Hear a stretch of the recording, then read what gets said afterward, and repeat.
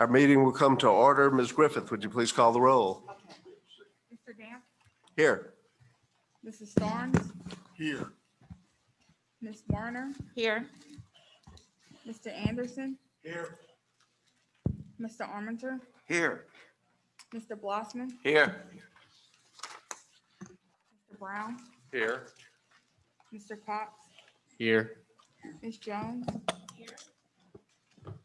Mr. Mallett, Here. Mr. Morris, Here. Mr. Morrow, Here. Mr. Temple, Here. Mr. Williams, Here. Mr. Woods, Here. Mr. Zushaw, Mr. Damp, there's a form. Thank you, ma'am. Today's invocation will be given by my good friend Bonnie Email. Where's Bonnie?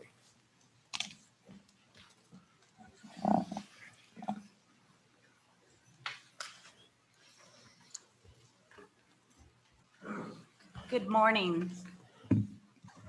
Welcome to Pennington Biomedical. Loving God of all creation, we thank you for your countless blessings of the day. Bless us as we meet together, dear Lord, we pray. In this time of great challenge that comfort us, we ask for your guidance, your discernment, your wisdom, as we seek to be instruments of your peace. Lord, please bless each of us as we make decisions that will shape LSU's future, the lives of the faculty, students, and staff entrusted in us. We ask these things, we humbly pray in your holy name. With gratitude and faith, we conclude this day in your holy name and in the spirit of your Son and the presence of your Holy Spirit. As Saint Padre Pio says, pray, hope, and don't worry. Amen. Amen.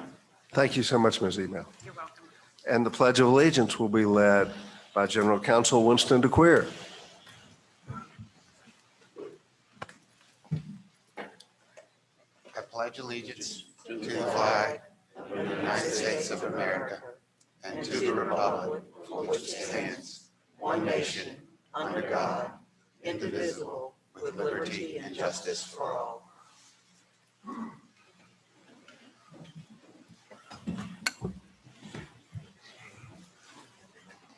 Thank you both very much. We do not have anyone registered for public comment, I believe. We would, before we go any further, we certainly want to thank our good friends at Pennington for their gracious hospitality, both yesterday and today. This is an amazing facility and an amazing place, and we're all deeply appreciative and in awe of the work and the research that they do. I'd like to call on my friend, Dr. Kerwin, for a few comments. Thank you. Morning, ladies and gentlemen. My name is John Kerwin. I'm the CEO and Director of Pennington Biomedical Research Center. And on behalf of the faculty and the staff, it's a pleasure to welcome you here today for your meeting. I know I speak for all of our folks here when I say it's a wonderful privilege to have you. I'd like to take a few minutes to tell you a little bit about this great institution and the groundbreaking work that happens here every day, even through the challenges of COVID. Pennington is a unique and complex and highly sophisticated research facility. It was established over 30 years ago now through the generous philanthropy of Doc Pennington when he provided a gift of $125 million to the state of Louisiana and LSU to build what he described as the biggest and best nutrition research center in the country. And folks, I think if you look around you today, you can safely say that mission has been accomplished. Pennington occupies 750,000 square feet of research space, and that includes state-of-the-art preclinical, clinical, and population laboratories and support facilities. We're at the forefront of medical research as it relates to the understanding and the triggers of obesity, diabetes, cardiovascular disease, cancer, women's health, Alzheimer's, and dementia. This is an enterprise that includes almost 500 employees. There's a network of 40 clinics. There's 13 highly specialized core service facilities. And our scientists, our physician scientists, our surgeon scientists, they're all supported by a cadre of support personnel that include research technicians, lab technicians, nurses, dietitians, all high-paying jobs, good quality jobs in the information economy of the state of Louisiana. We do operate statewide. We collaborate daily with the vast majority of the LSU institutions, and we're conducting some of the work that tackles the biggest health concerns that's facing the state and beyond, including obesity, diabetes, and health disparities, which is certainly something that needs to be addressed today. Just want to reinforce a few of the main accomplishments that we are most proud of. You will have heard about the DASH diet. The DASH diet continues to be recognized, it's developed here, it continues to be recognized as the leading diet in the US and in the world. We were responsible for implementing the diabetes prevention program. And for any of you who go to your physician, and if you get a diagnosis of type 2 diabetes, the guidelines that he's following are based on the DPP, the diabetes prevention program that emanated from here. We have been involved in the clinical evaluation of almost every obesity and diabetes drug that's on the market today. And we were responsible and part of the discovery of a drug called Esperance. This is a drug that's in phase 2 clinical trials for treating ovarian cancer. But over the last 3 years, Pennington has embarked on what we call a brave new journey.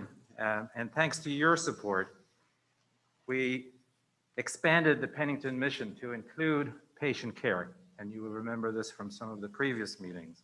We established 4 new research programs, one in bariatric surgery, one in diabetes, which we call the Model Diabetes Clinic, which is primarily for Medicaid patients. We established a new cancer metabolism program. And for those of you who follow the Scientific Cafe, the LSU Scientific Cafe, I'd urge you to tune in on Tuesday when you will hear a lot more about that cancer metabolism program from Justin Brown. And in response to the COVID pandemic, we stood up a new infectious disease program. In order to complement and operate those programs, we've hired 28 new research scientists. Some of these guys are the leaders and best in class in their respective fields. And I held up as an example, Dr. Phil Shower, who's the #1 bariatric surgeon in the world, who came to Pennington from the Cleveland Clinic to establish the bariatric program. One final thing, we're currently in the middle of modernizing and developing a new Pennington visual identity. And in Q1 of 21, we will embark on a novel awareness and fundraising campaign that's anchored around obesity, one of the greatest health burdens that the state of Louisiana, indeed the country, is facing. So I would urge and hope that we would have an opportunity to share that vision with you at one of your next board meetings and help to launch that program, which will be a national program and will include the new vision for Pennington. And it would be exciting, I think, for Pennington, but I think it would be exciting for you as a board to see and hear what we're doing. So I'll close by thanking you again for coming to Pennington this morning. I'd like to say a special thank you to Chairman Dempf and to President Galligan for their continued support. And I hope you have a productive meeting, and I wish you all a successful day. Thank you.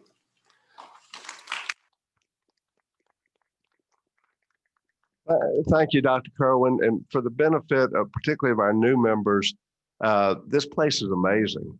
And very much like the work of Dr. Richardson at Ag, a lot of times people don't realize, frankly, all that's under the LSU umbrella.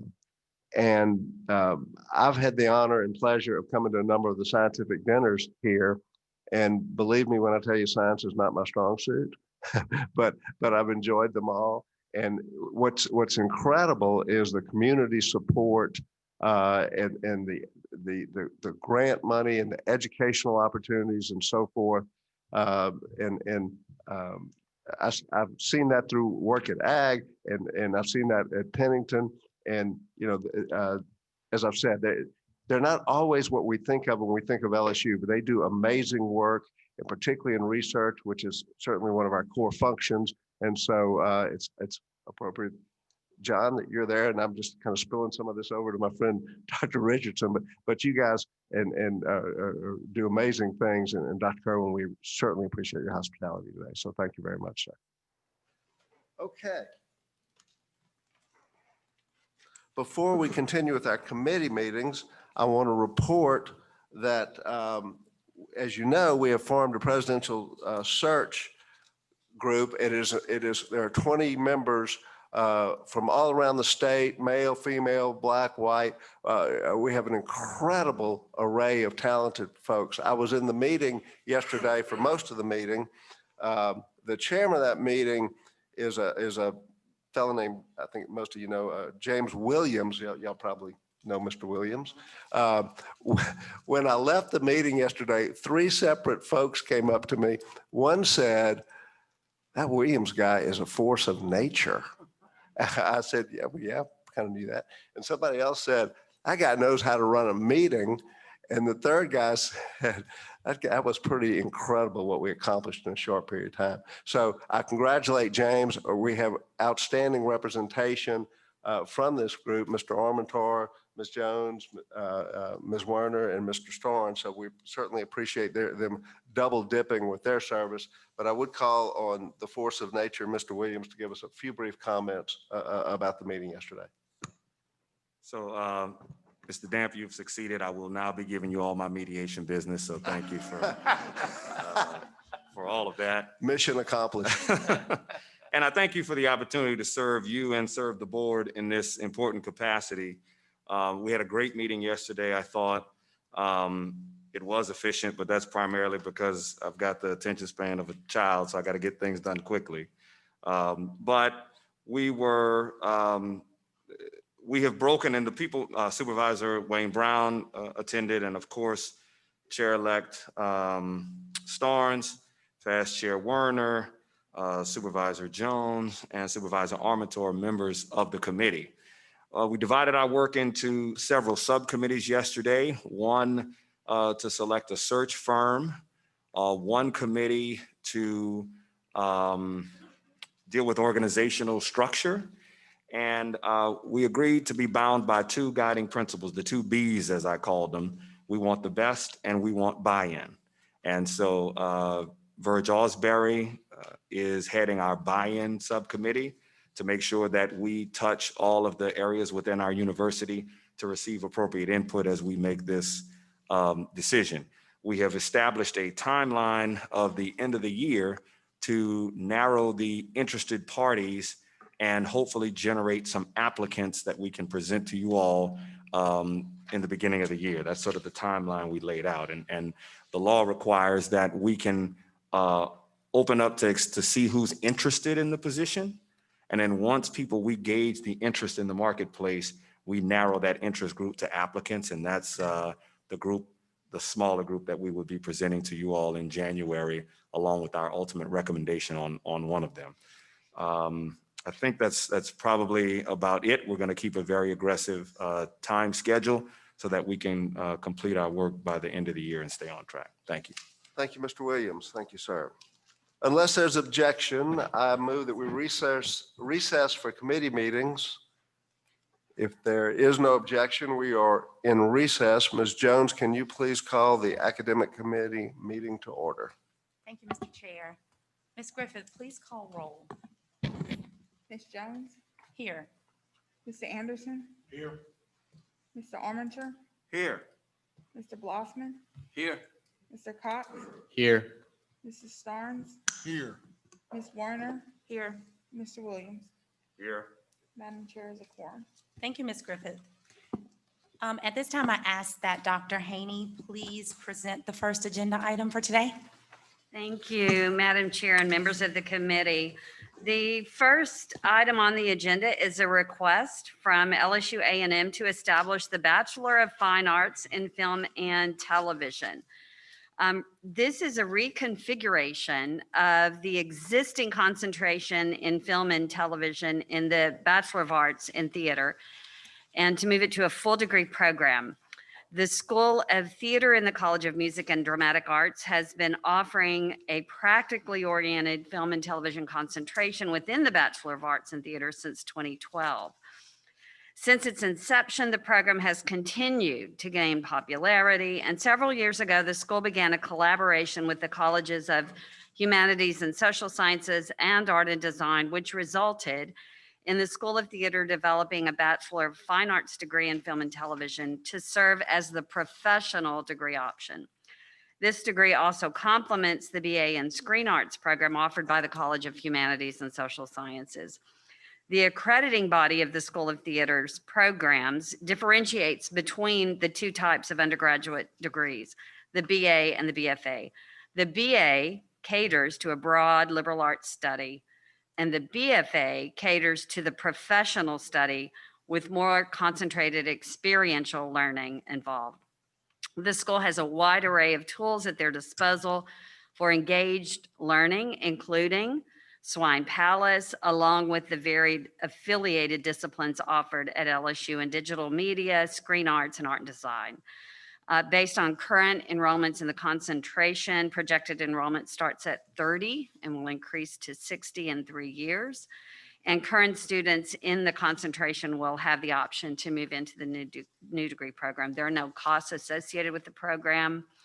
It will use the same faculty and who are able to support this program. And the concentration will end with the approval of this degree. Thank you, Dr. Haney. Are there any questions about the first agenda item? Well, if there are none, is there a motion to recommend the proposal as presented? So moved. Second. Okay, so moved by Mr. Armenter, seconded by Mr. Temple. All I'm sorry, right. Mr. Temple is not part of the. I'm sorry, seconded by Mr. Starnes. Second. Okay. Is there any objection? Without objection, it's approved. All right, Dr. Haney, we're ready for the next item. The second is a request from LSU A&M to establish the Post-Baccalaureate Certificate in Modern Topics in Petroleum Engineering. The proposed 12-hour program will prepare students to adapt to a number of new technologies that are impacting the oil and gas industry. Over the past 10 years, oil and gas production in the U.S. has had tremendous growth, primarily due to advanced technologies related to horizontal drilling, multi-stage hydraulic fracturing, and the application of data analytic tools to more efficiently produce and develop hydrocarbon resources and to improve safety in onshore and offshore operations. This growth has directly impacted Louisiana through the development of gas resources in the Haynesville Shale area around Shreveport, oil and gas resources offshore, and has the potential to provide increased activity in central Louisiana with the development of the Tuscaloosa Marine Shale Formation. The department has altered courses to include topics related to these new technologies, but there is an untapped potential to provide understanding of these technologies to students who graduated prior to the curriculum adjustments and also to others who have not had the ability to pick up these skills on the job. This will be offered online and on-site, and all courses can be transferred to the master's program in petroleum engineering. Projected enrollment starts at 10 to 20 students annually based on the LSU online market analysis and on enrollment in these special topics courses currently. There are no course costs associated as the courses exist, and the faculty have the capacity to have slight increase in enrollments. And I should also say that our industry partners have been really terrific in helping to guide these efforts as well. Thank you, Dr. Haney. Are there any questions about this item? Is there a motion to approve? So moved. Second. Okay, so moved by Mr. Williams, seconded by Mr. Starnes? No. Oh, Mr. Bloss, I'm not sure. Yeah. Who seconded? Second. Mr. Blossman, thank you. All right, Dr. Haney, we are ready for the next, oh, I'm sorry, any objection? Okay, without objection, it's approved. Okay, ready for the next item, Dr. Haney. Thank you. The next is a request from LSU Eunice to establish the Clifton Slim Gallow Family Scholarship. And I am going to turn the microphone over to Chancellor Nancy Sorensen to introduce this scholarship.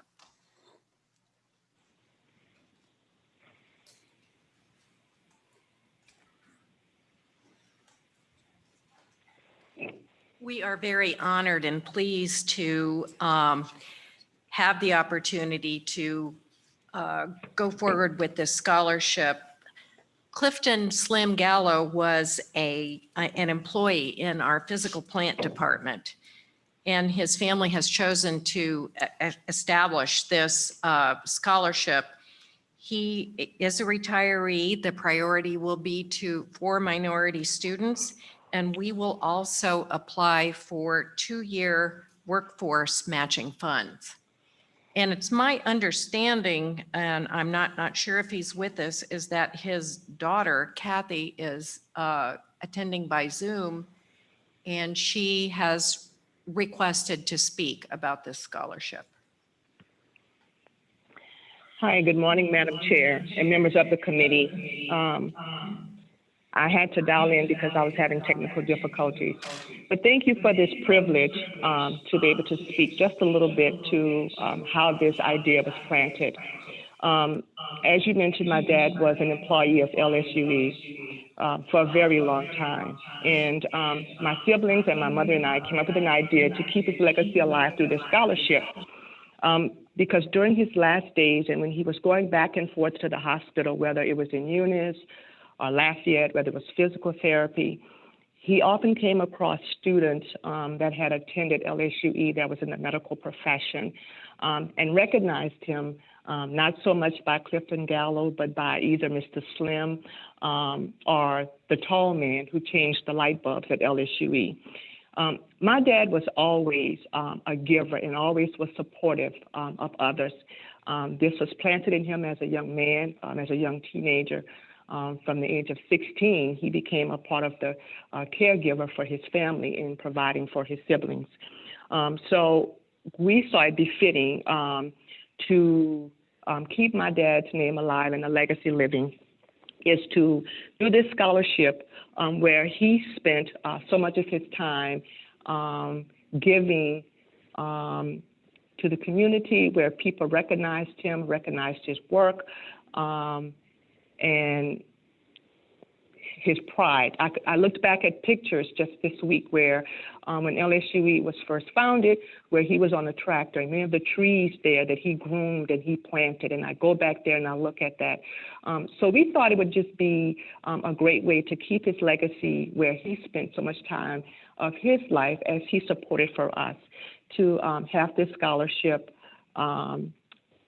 being submitted to you, the committee, as a legacy for him. Thank you so much, Ms. Gallow. I think I speak for everyone on the Board of Supervisors. We really appreciate this gift. You're going to do some great things for so many students. So we really appreciate it. And thank you for sharing that wonderful story about your daddy. Thanks so much. Thank you. We appreciate it. Okay, is there a motion to approve this item as recommended? So moved, Ms. Chair. I would be honored to second. Awesome. So we've got a motion by Ms. Werner, second by Mr. Arminger. Is there any objection? Without objection, the motion is approved. And thanks again so much to the Gallow family. Okay, Dr. Haney, we are ready for the next item on the agenda. The next item is a request from LSU A&M to establish a graduate certificate in healthcare systems engineering. This certificate will prepare students to apply industrial engineering tools to common problems in healthcare using lean engineering, evidence-based thinking and analysis, testing, management, processes, and quality management systems across an organizational setting in order to address healthcare effectiveness, efficiency, timeliness, safety, and quality. This differs from the certificate in healthcare analytics in that it does not concentrate on statistical modeling for healthcare data sets, but rather focuses on the ways in which industrial engineering can optimize healthcare processes with the integration of people, money, knowledge, information, equipment, energy, and materials. This is also part of LSU's partnership with Our Lady of the Lake to improve healthcare in Louisiana and the nation. This online program is designed to attract students with a variety of educational backgrounds, which also includes healthcare professionals, such as physicians, as well as hospital business staff. The projected enrollment begins with 20 students, increasing to 100 students due to its online versatile format.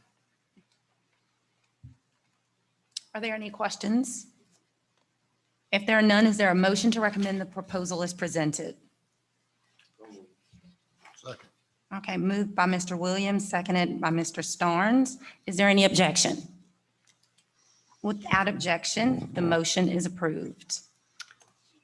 Next item, Dr. Haney. The next item is related to the previous certificate. It is a graduate certificate in healthcare analytics, but this certificate is designed for engineers, information technology, and healthcare professionals looking to learn research and analytical skills to collect, organize, and visualize data in order to change the healthcare landscape. Using data analytics in a healthcare setting can improve patient outcomes, lower costs, improve the quality of care, enhance health delivery system performance, and optimize business operations. This as well is part of our partnership with OLOL to improve healthcare in Louisiana and the nation. The OLOL LSU partnership is built on some seed dollars. They've supported us with $100,000 for developing a future healthcare systems engineering graduate program. This certificate is the first step and the one just approved toward its development. The projected enrollment begins with 27 students, and we envision it increasing to 154 due to its online versatile format. Thank you, Dr. Haney. Are there any questions about the item? Is there a motion to recommend the proposal as presented? So moved. Moved by Mr. Anderson. Is there a second? Second. Second by Mr. Blossman. All right, is there any objection? Without objection, the motion is approved. At this time, I'll accept a motion to conclude the academic committee, the business of the academic committee. Is there a second? Second. Is there any objection? Without objection, Mr. Chair, this concludes the business of the academic committee. Thank you very much, Ms. Jones. Mr. Brown, will you please convene the Finance Committee? Thank you. It's my pleasure to introduce our new interim CFO, Ms. Donna Torres, and ask her to give us, to go over these first items. Mr. Brown, will we need to call roll for the committee? I'm sorry. Would you, Ms. Griffith, would you call the roll? Thank you for keeping me in on order. Yes, sir. Mr. Brown, Here. Mr. Woods, Here. Mr. Anderson, Here. Mr. Blossman, Here. Mr. Mallett, Here. Mr. Morris, Here. Mr. Temple, Here. Mr. Zuschlag. There is a quorum for the committee. Thank you. And again, Ms. Torres, please present our first item. Thank you, Mr. Brown. The first item for your review is a request from the LSU Health Science Center in Shreveport for a 75% tuition waiver for 3 students in a specialized surgery residency program. The 75% tuition waiver is for 3 resident students. This is a highly competitive MD training program. 25% of the time is spent in the MS4 rotations, 75% is spent in a paid residency status. The Health Science Center Shreveport requests that these students pay tuition for the actual amount of time they function as students. The financial impact is less than $65,000 a year. Are there any questions? And I may not understand the, how it works, but is there money to cover this? I will defer to Dr. Gallow.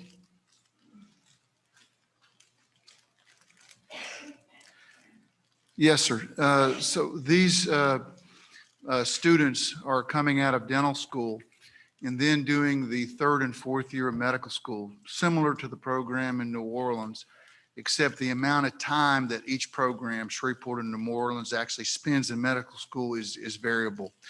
So these students spend all 12 months of the 3rd year of in medical school, but they only spend 3 months of the 4th year in medical school.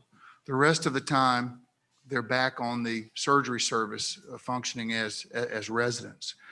So it's just a matter of them not paying that tuition while they're not matriculated in medical school.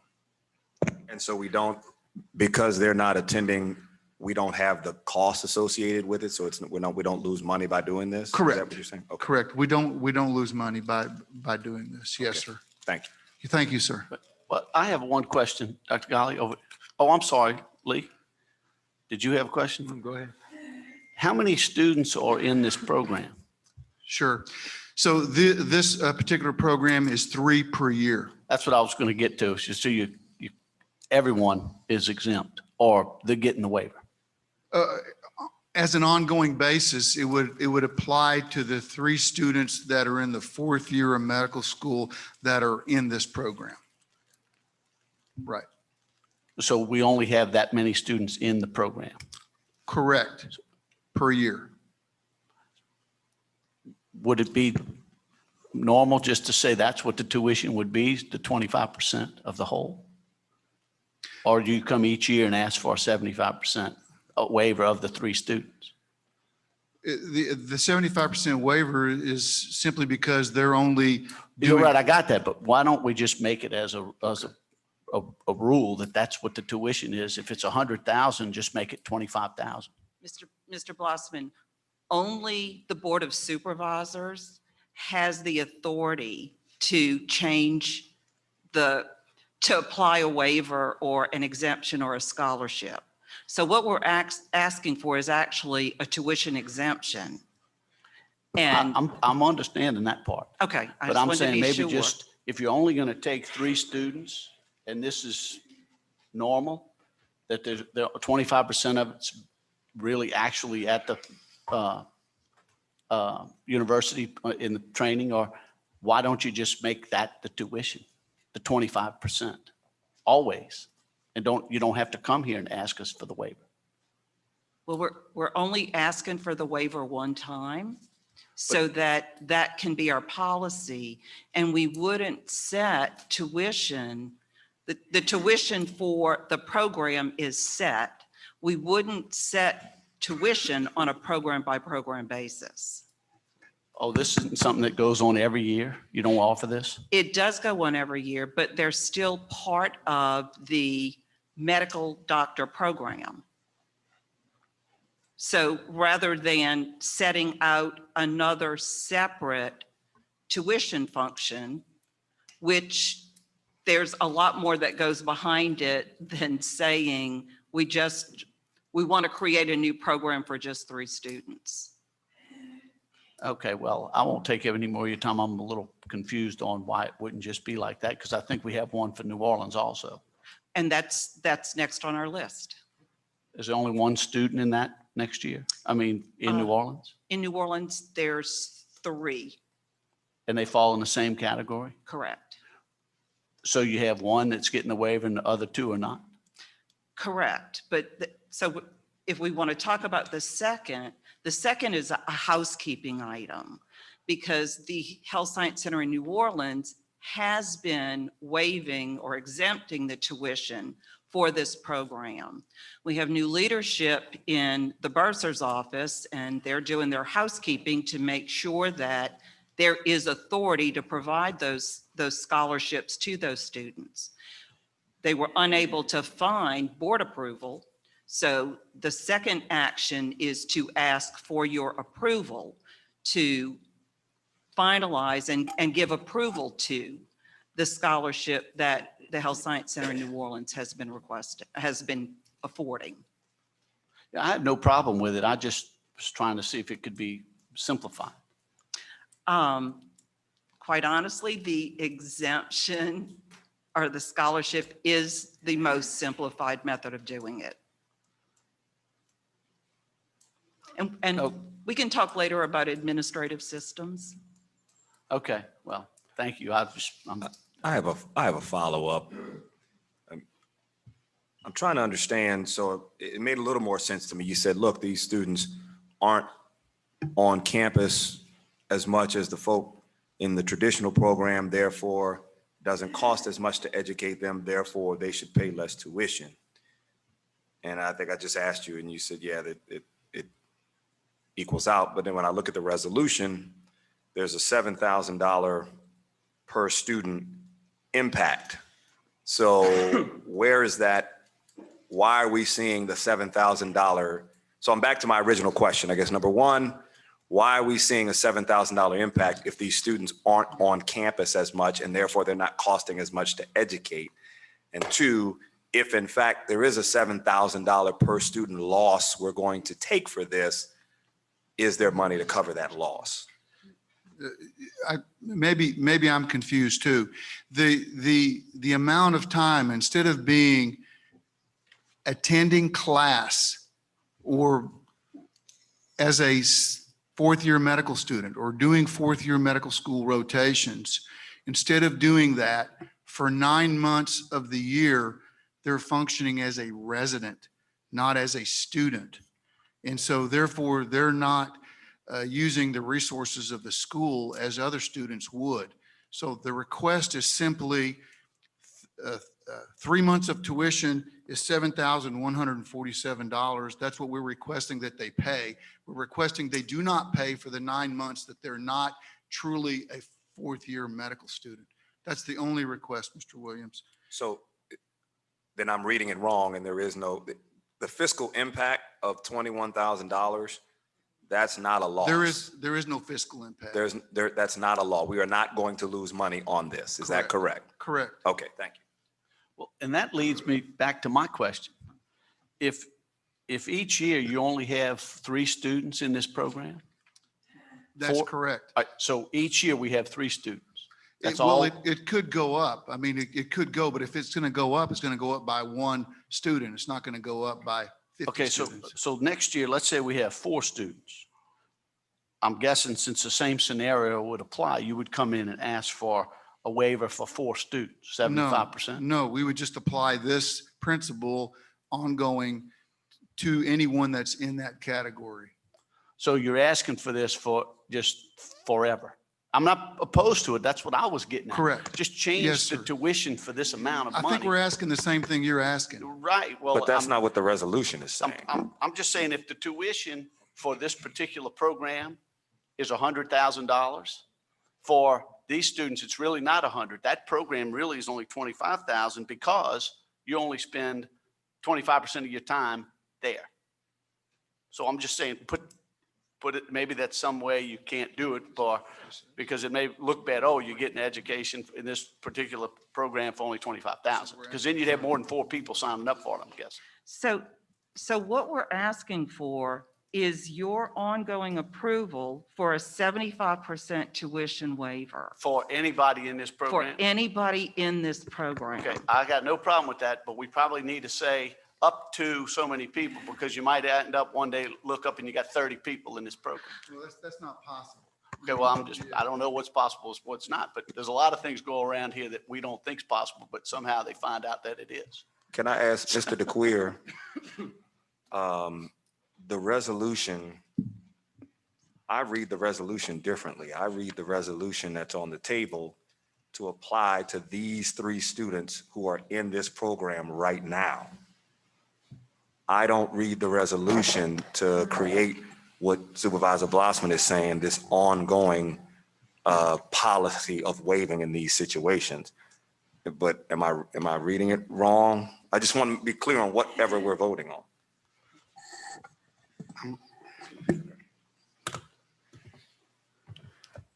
The way I interpret it is it would be a resolution authorizing 3 students continually, not 3 students one time.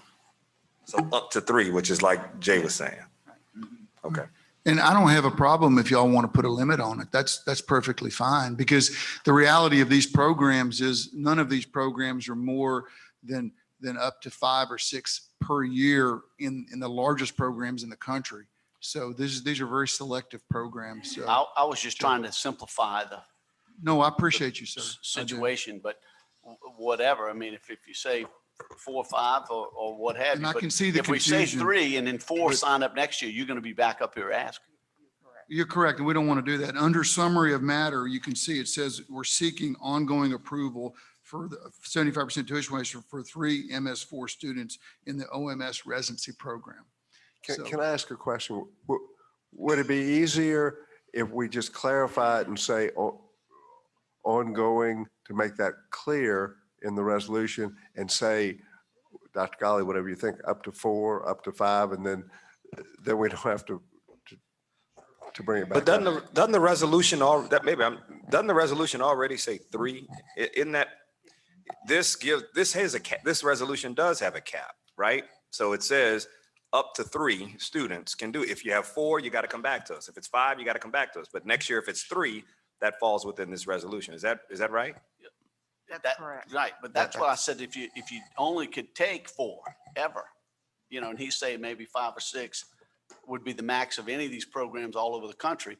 I don't know, I was just trying to make it more. I'm saying why not cap? Why cap it at 3? Why Well, not? yeah, but if it's the max you could ever take would be 6. I don't know how it works, if you had 6 chairs, that's how it works. I don't know. So what I just recommended to Dr. Galli is that perhaps we up it to 10. I don't see that occurring in the next 5 years, but it would give the perpetuity to this approval that we were looking for. Yeah, look, I got no problem with either one. Were you intending for this to apply to all students that go through this program? Yes. So could you not just make it, and I don't know if we can, could you not just make it to where you request for a 75% tuition waiver for all students in the oral program?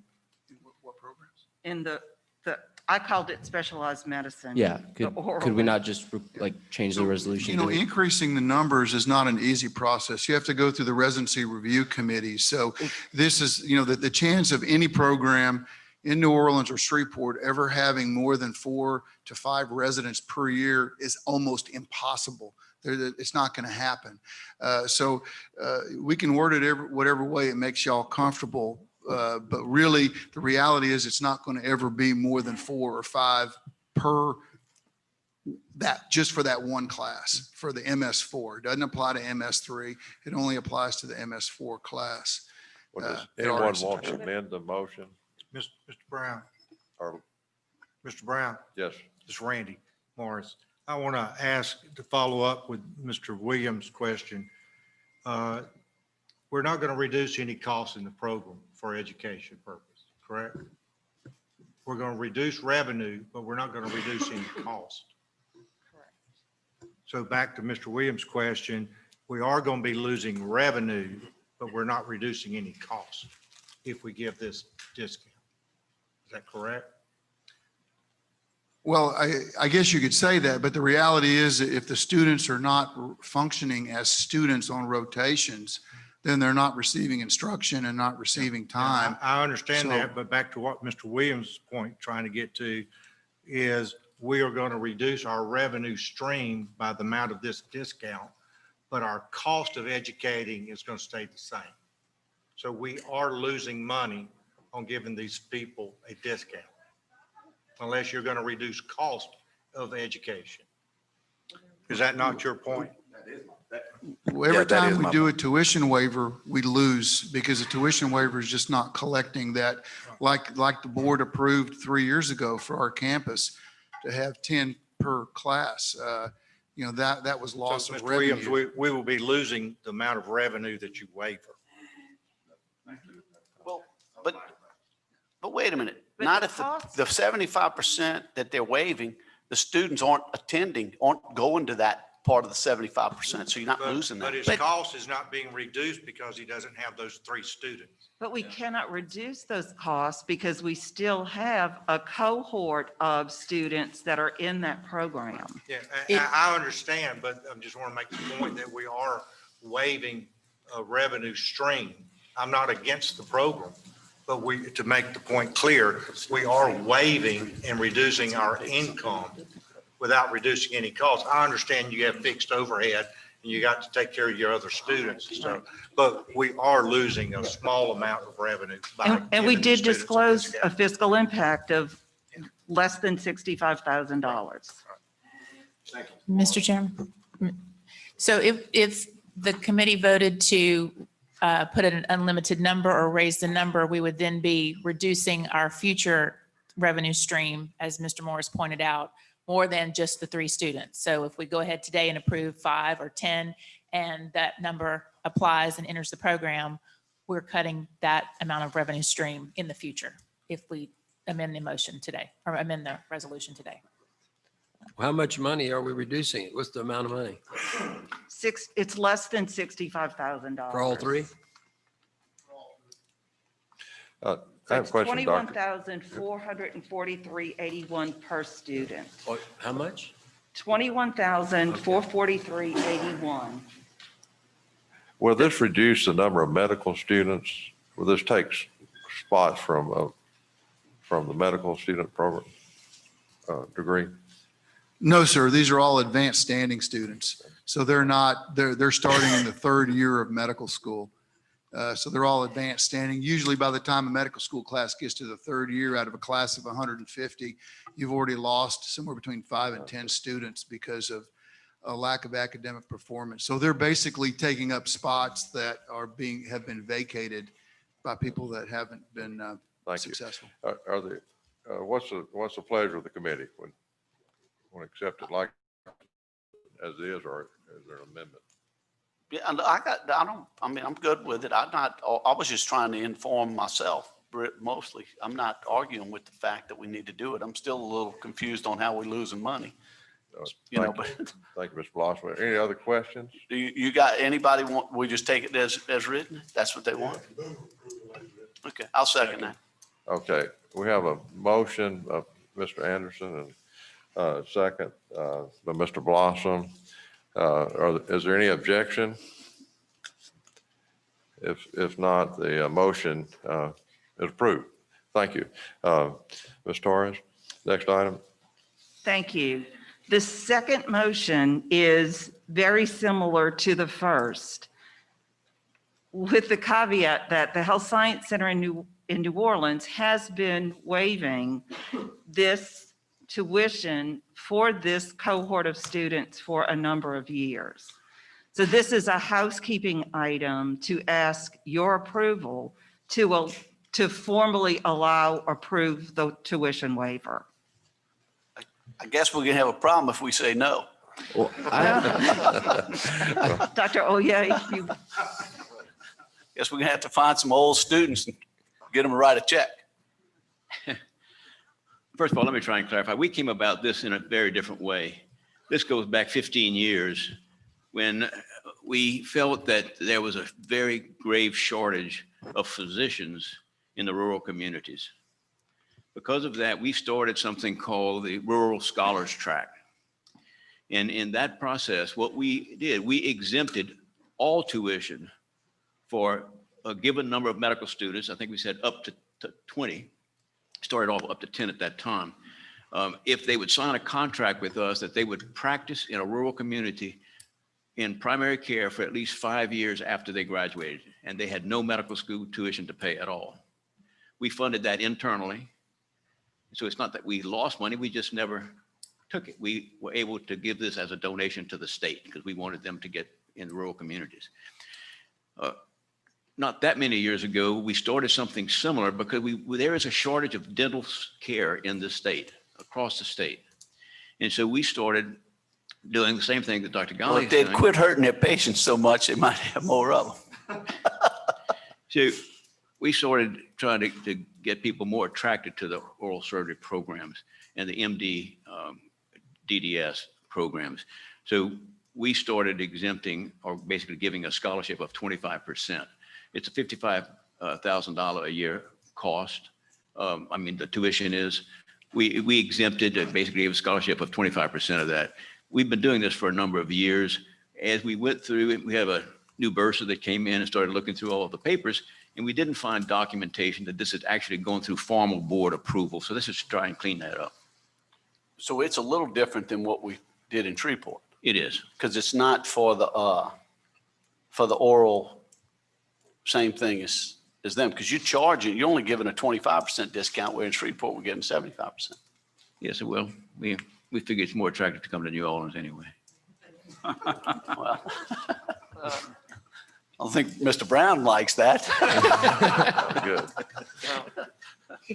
Well, any other questions? I have a couple, Randy.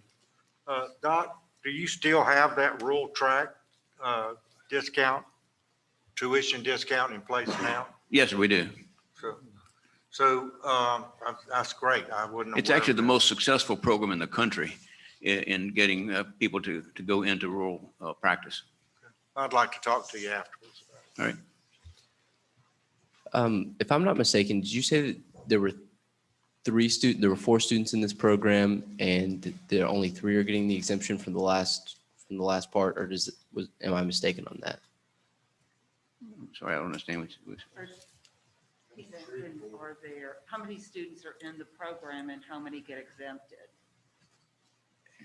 All students in the program are getting the exemption. Right. Okay, so all students are getting the exemption? Correct. Okay. Thank you.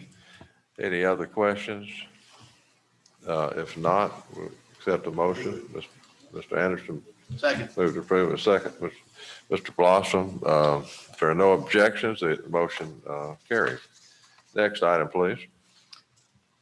The third item is the approval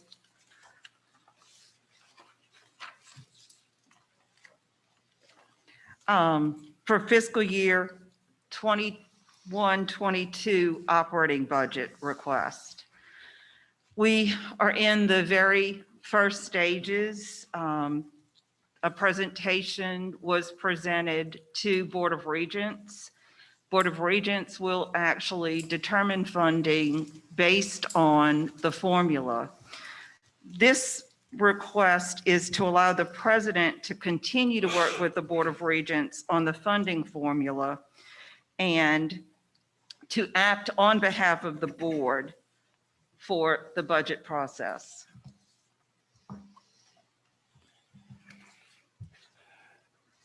Are there any questions?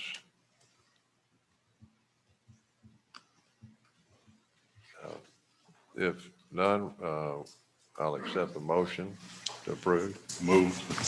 Mr. Woods made the motion, a second. I see, who made the second?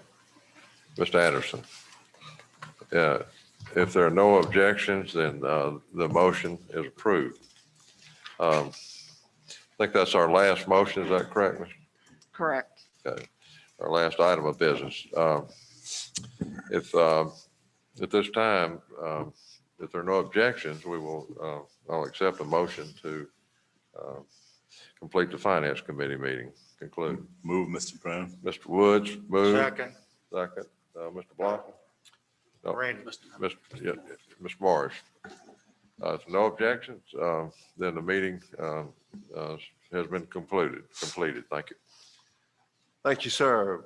President Gallow. Yeah, I'd just like to congratulate Ms. Torres on her first presentation to the board in this interim role. And Donna, thank you very, very much for assuming the position. You're great, and we really appreciate it.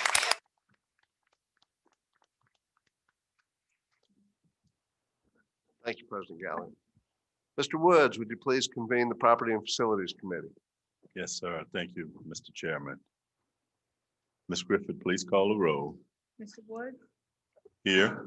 Mr. Brown, Here. Mr. Anderson. Here. Mr. Armenter, Here. Ms. Jones. Here. Mr. Mallett, Here. Mr. Morris, Here. Mr. Temple. Here. Mr. Woods, you have Thank you. At this time, I'd like to ask Mr. Lombardo to present. I think we have 4 items today on the agenda. Yes, sir. Mr. Woods, Lombardo, thank you. please start with item number 1.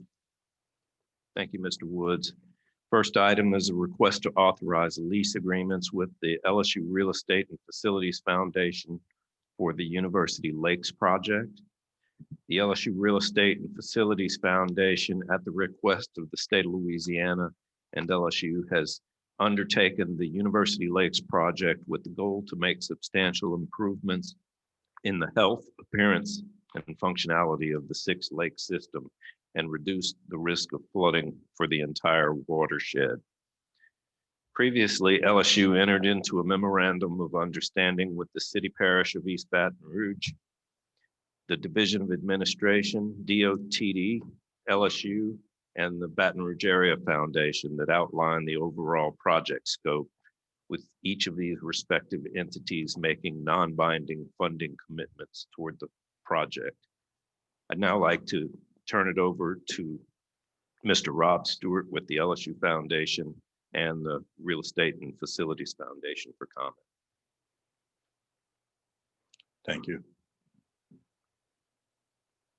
Thank you, Tony, and thank you, members of the board. So we are making progress with the Lakes project as of today.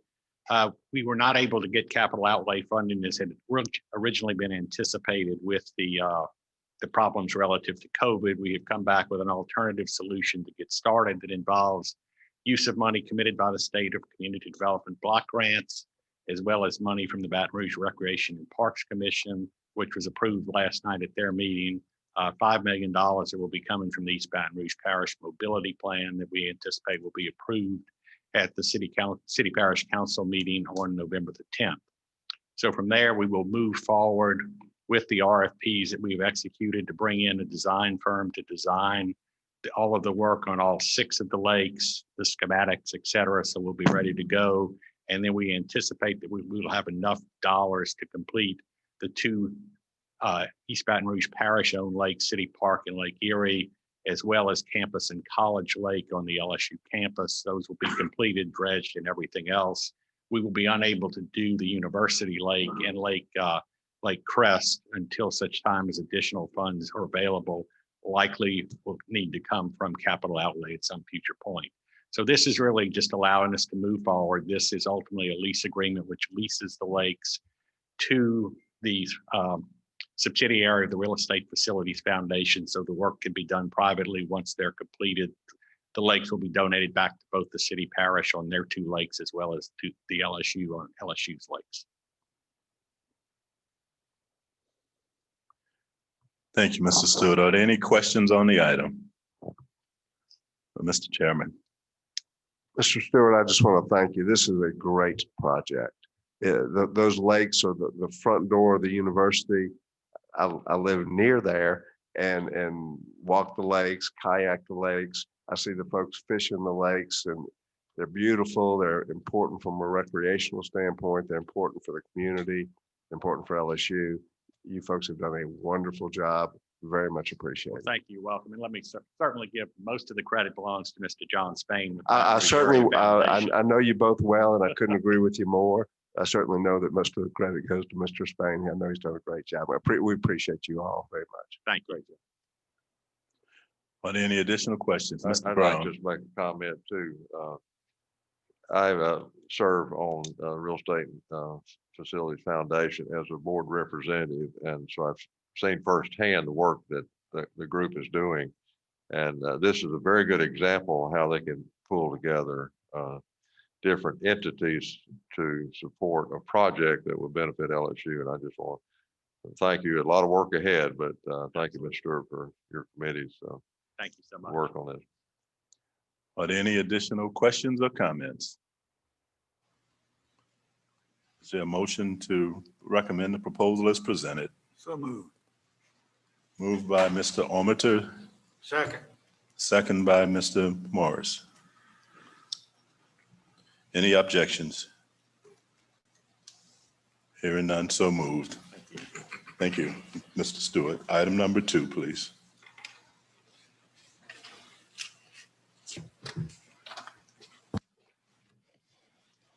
Item number 2 is a request from LSU Shreveport to approve a cooperative endeavor agreement with Caddo Parish School Board for usage of a baseball facility. LSU Shreveport is seeking board approval to enter into a CEA with the Caddo Parish School Board. LSU Shreveport will lease its baseball field, inclusive of both the game field and practice area, to the school board for the C.E. Bird High School baseball team to use for both baseball games and for practice.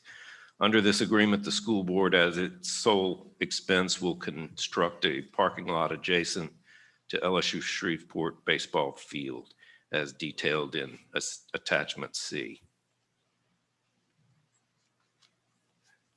Thank you, Mr. Lombardo. Any comments, any questions?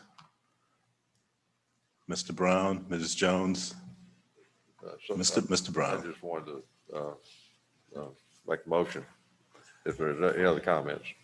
Moved by Mr. Brown, second by Ms. Jones. Any objections? Hearing none, so moved. Item number 3. Item 3 is a request from LSU Health Sciences Center, New Orleans, to approve an intent to lease agreement between the LSU Health Foundation and the LSU Board of Supervisors for the lease of a portion of the Lions Eye Center building. Health Sciences Center seeks the board's approval to enter into an intent to lease for space on the first floor of the Lions Eye Center building. Previously at the September 17th or 2017 Board of Supervisors meeting, the board approved a resolution designating this space as the LSU Health Medical Innovation Incubator.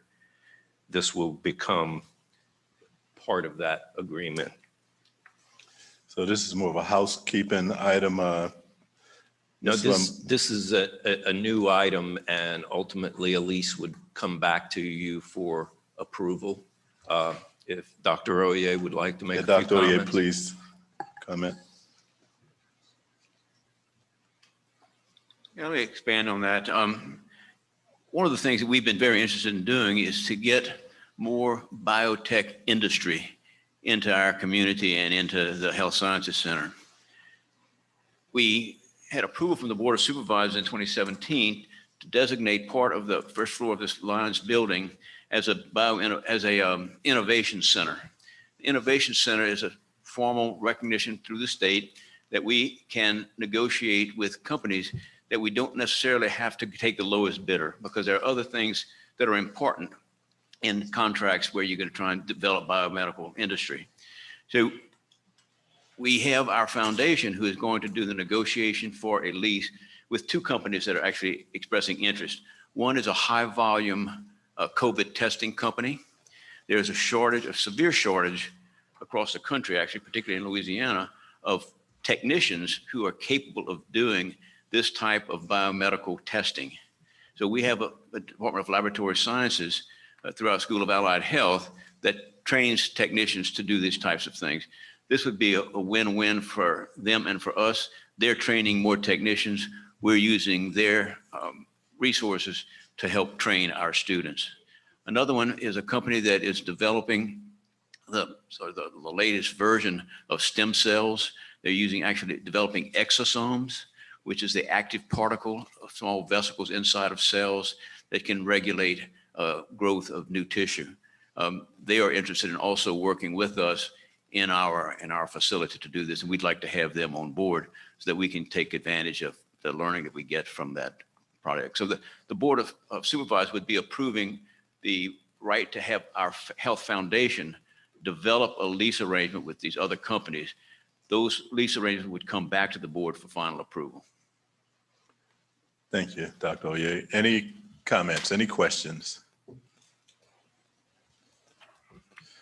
I'll entertain a motion to accept the proposal as presented. So moved. Moved by Mr. Brown. Second. Second by Mr. Armature. Any objections?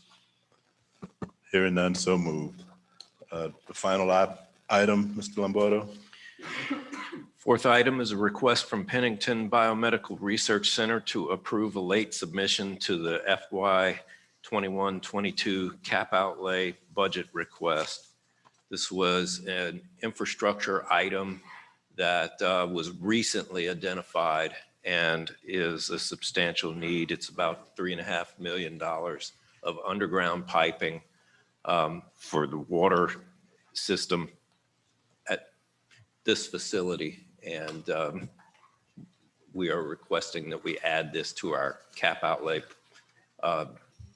program that was approved last month. Any questions on the item?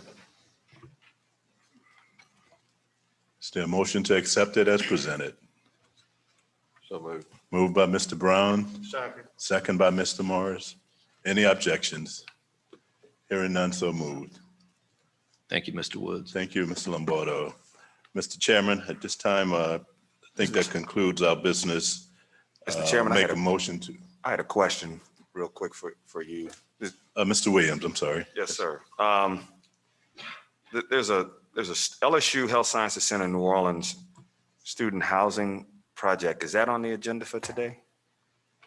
The only reason I'm at, y'all may have received the same thing, but I received a letter anonymous, so I don't put a whole lot into it, but it was about this project and it said it'd be on for today, but if it's not in the committee. It's not on the agenda All right, today. thank you. That's all. That's the only question I have. Okay, thank you. Thank you, Mr. Woods. I appreciate it. Mr. DeQueer, did you have something you wanted to say? No, I didn't. Oh. Mr. Armentor, would you please convene the Affiliated Organization Oversight Committee? Yes, I will. Ms. Griffith, please call the roll. Mr. Armenter, Here. Mr. Morrow, Here. Mr. Anderson. Mr. Brown, Here. Mr. Morris, Here. Mr. Temple, Here. Ms. Werner. Here. Mrs. Zuschlag. Mr. Armenter is a quorum. Since the next four items are all of the same template, I'm going to consider them all at the same time and intend to conduct a single vote to approve them all. Mr. DeQueer, would you mind providing an overview of the four similar items on the committee agenda today? Yes, Mr. Chair. These are affiliation agreements for the Alexandria Foundation, the Eunice Foundation, the Shreveport Foundation, and the Shreveport Alumni Association. These are all identical to the template the board approved in March. And I'd just like to report that we're making good progress having all of our affiliated organizations sign on to the same affiliation agreement. We have a few more you will probably see in December. Thank you, Mr. DeQueer. Is there a motion to recommend all of these proposals as presented? So moved. Second, Mr. Anderson was making the motion. Who's second? Ms. Werner. Ms. Werner.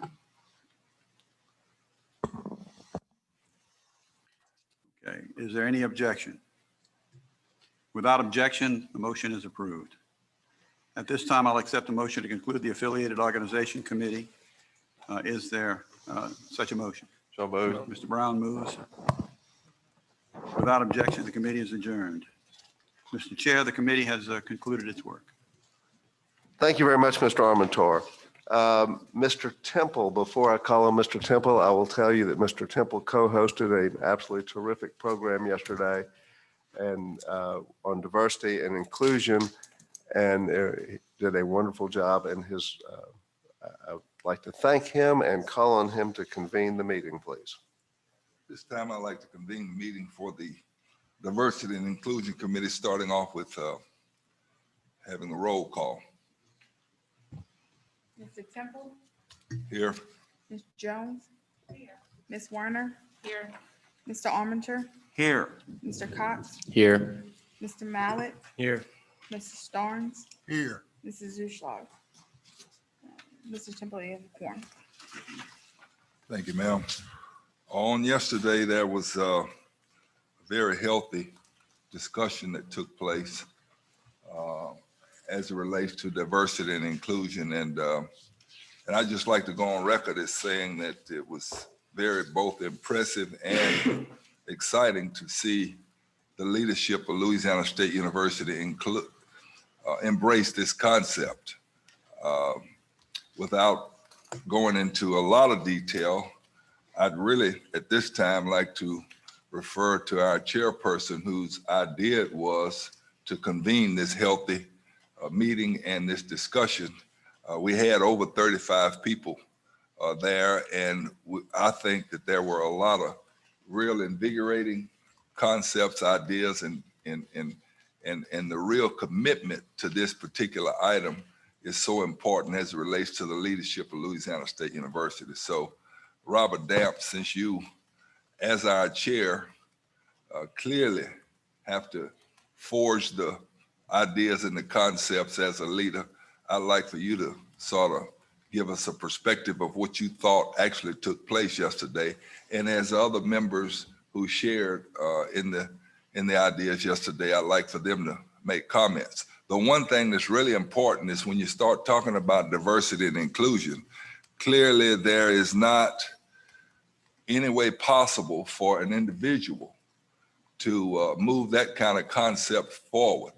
And so we realize that it's really important that every person that's a part of this body of leadership share their ideas, their concepts, because that's the only way we're going to make sure that we make the kind of impact on this concept that's important to Louisiana State University's life. So, Mr. Damp, I'd like to turn it over to you. Mr. Roland Mitchell, who's not here, gave a grand introduction to everything, but at this point. We were extremely, thank you, Mr. Temple.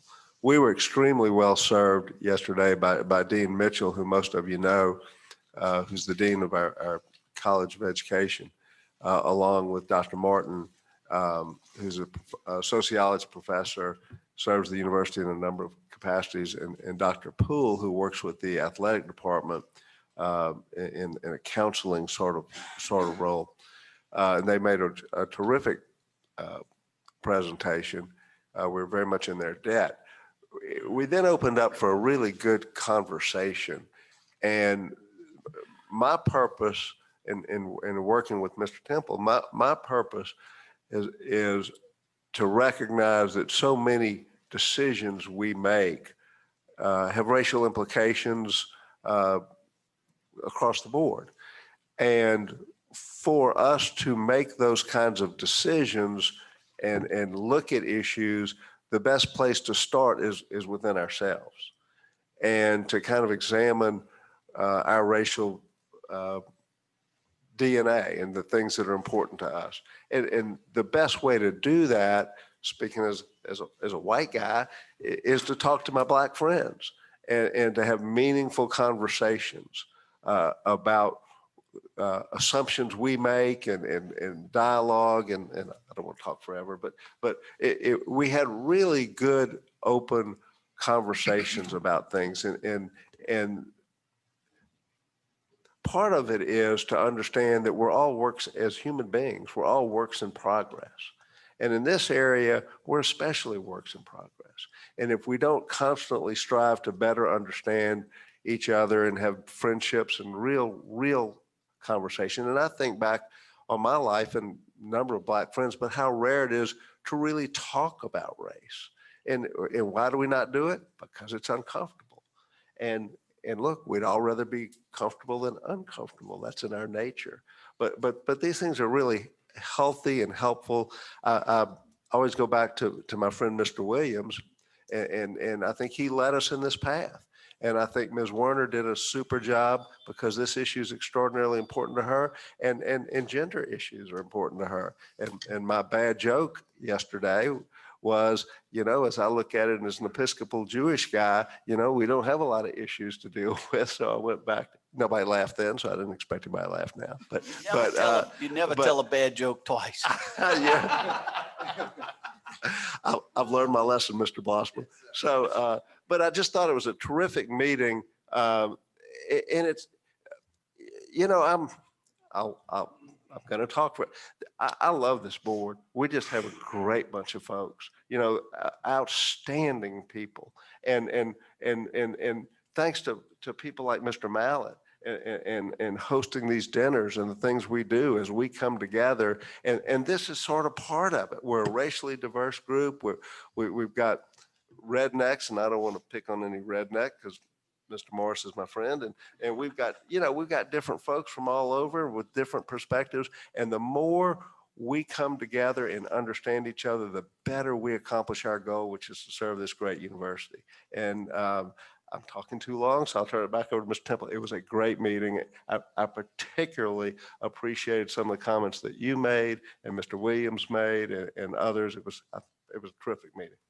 Yeah, thank you. Thank you, Mr. Chairman. Yes, Mr. ma'am. Temple, thank you, Mr. Chairman. And two tenets that, you know, I think everyone in this room and hopefully everyone who can hear us agrees with is that, number one, what we do here is all about the students. And number two, leadership and change begins at the top down. Over the summer when I was serving as chair and we were working with our Black student leaders and having some very tough discussions, very forthright discussions, one of the commitments that this board made was for board development, racial equality training. And I asked, as the chair of the board at that time, for the top down. Everyone would participate. We would make these programs available for everyone, and that included this body. So I want to thank Robert and Collis, both my colleagues, for moving this forward so that we could stand up and look those students in the eye and said, we have made our commitment to you and we have followed through. Yesterday was an incredible program. I want to thank the leadership from Roland Mitchell, all those who participated, the great conversation, and we missed some of the supervisors who couldn't be with us. I look forward to us having the opportunity to do that again because it's most important in everything we do that we stand up to our commitments to our faculty, our staff, and most importantly, our students. So thank you both for the opportunity for this board to fulfill that commitment to those students that we made this summer. And I'd just like to make one other comment to the board in general and to the people who are sitting here and participating. When you, from an individual standpoint, get tired of hearing about diversity, inclusion, and race, when you get tired of hearing about it, and then when it becomes really drudgery to think about it, because you have to maintain your business and you have to maintain your family and you have to maintain so many other things that are so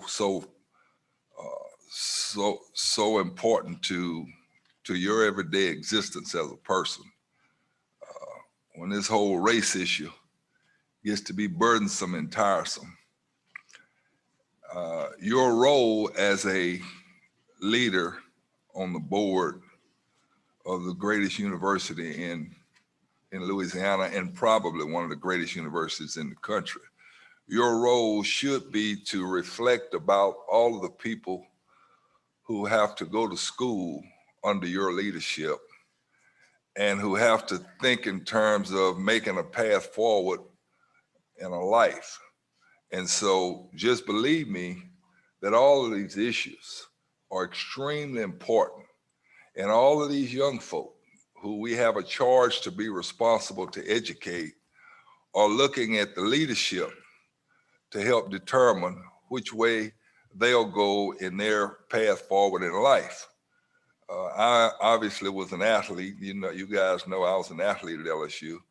And it's really important when you're an athlete at LSU to look at the people who are in charge and evaluate how important they think what you're doing is as a participant on the field as well as in the school.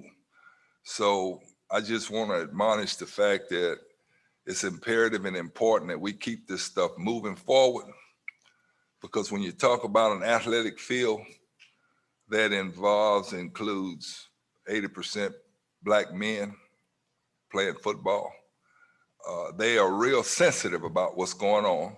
They're sensitive as a result of what they discuss when they're with their families in very private moments, when they're sitting around tables, when they're at home.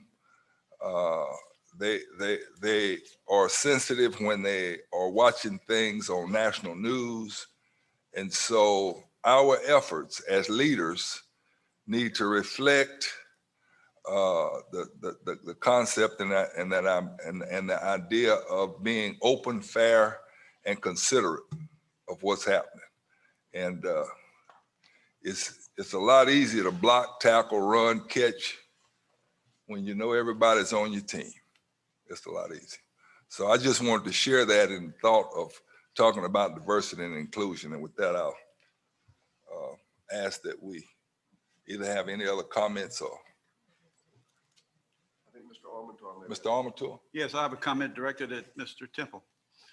Mr. Temple, would you tell this board a little bit about the leadership on diversity over the years, but by your coach, Coach Dale Brown? How do you feel about his leadership as it relates to diversity at LSU?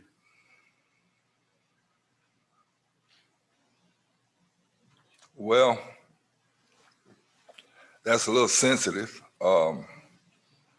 I played for a guy named Press Maravich for 2 years, and then I got an opportunity to play for a guy named Dale Brown. And I tell people, I told Dale yesterday, man, I said, man, you know, I really wonder how it feels to have a guy like me raise you. Now, that's sort of a joke, but it's not a joke. You know, Dale came from a place called Minot, North Dakota, by way of California high school coaching and Washington and Utah State. And he came to a foreign place where, you know, there was only one black athlete at LSU, maybe two, because Mike Williams and Laura came and myself. I was playing basketball and they were playing football. They were a couple of years behind me, so they came at the same time Dale did to play football. But anyway, Dale was a real pioneer in the world of diversity, inclusion, integration, segregation, separation. And we had a lot of challenging times when he got here because this was a very, very foreign place to him. He had to fight this big bear called football is the only thing that counts. And then he had to take on the challenges of trying to make basketball become recreated, because Pete Maravich was like a shooting star. Everybody knows who Pete was. He was the greatest college player that ever played the game. And from an offensive standpoint, he averaged 45 points a game, and that's really almost impossible if you think about it. But he was like a shooting star. He came up, he rose up, and then he was gone. And then we got back to regular old average LSU basketball. When I showed up, we had a guy, Apple Sanders, Spig Newton. But anyway, Coach Brown showed up, and he was like the Pied Piper. He was running around putting nets up on goals and pushing basketball as hard as he could push. And he stayed here 25 years. And I don't have to tell you guys, you know, what he got accomplished in terms of particularly encouraging me. He picked me to be the team captain when he first got here. And that was a hard deal because he put me in a bad spot because my teammates weren't particular about that. You know, as it goes, athletics, teammates pick captains. But Dale picked me. And I asked him, why in the hell did you pick me? And he said, because you're the only black guy on the team. I figured you had a lot of leadership in you and you had a purpose for being here. And so that was a challenge, but nevertheless, it took place. And I've had this long-standing relationship with Coach Brown. And when you start talking about diversion and inclusion as it relates to Dale Brown, I told him one night, I said, look, Coach, you know, this was when I wasn't playing anymore. I'd been out a couple of years. I said, I don't know how you're going to make this work because you're going to start 5 black athletes on the basketball court. I don't know how you're going to get past this. And he said, the way I'm going to get past it is we're going to win. make everybody happy, because you know winning makes everybody happy. That's the great thing about this this particular body. When we win, you know, last year was 15-0, felt pretty good. If you were here last year, and if you were on the outside watching last year, you know, when you win, it just kind of solves all the issues. But back to Coach Brown, tremendous person, brought in so much publicity. He literally took the basketball program, put it on his shoulder, and made it a national and international concept, Louisiana State University.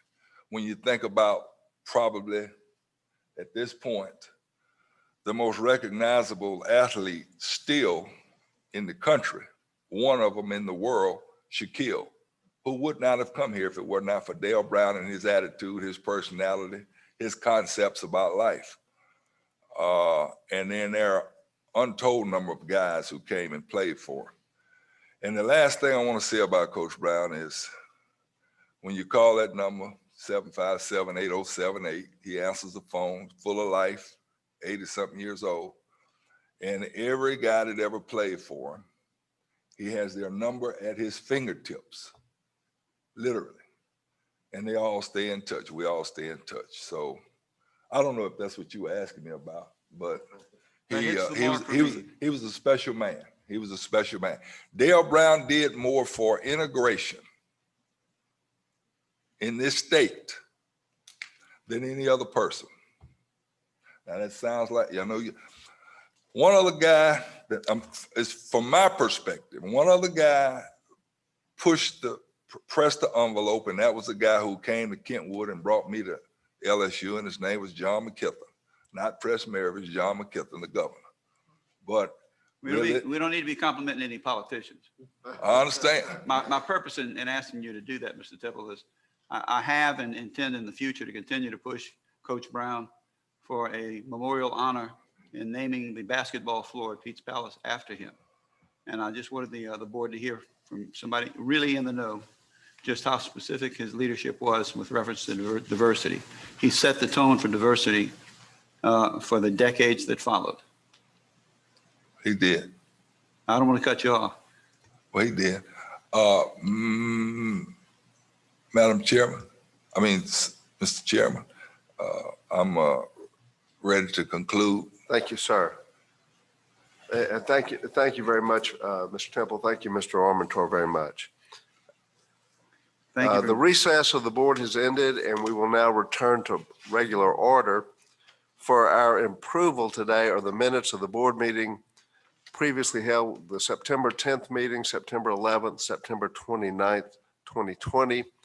These minutes have been previously provided. If there are no questions, I will accept one motion to accept these minutes.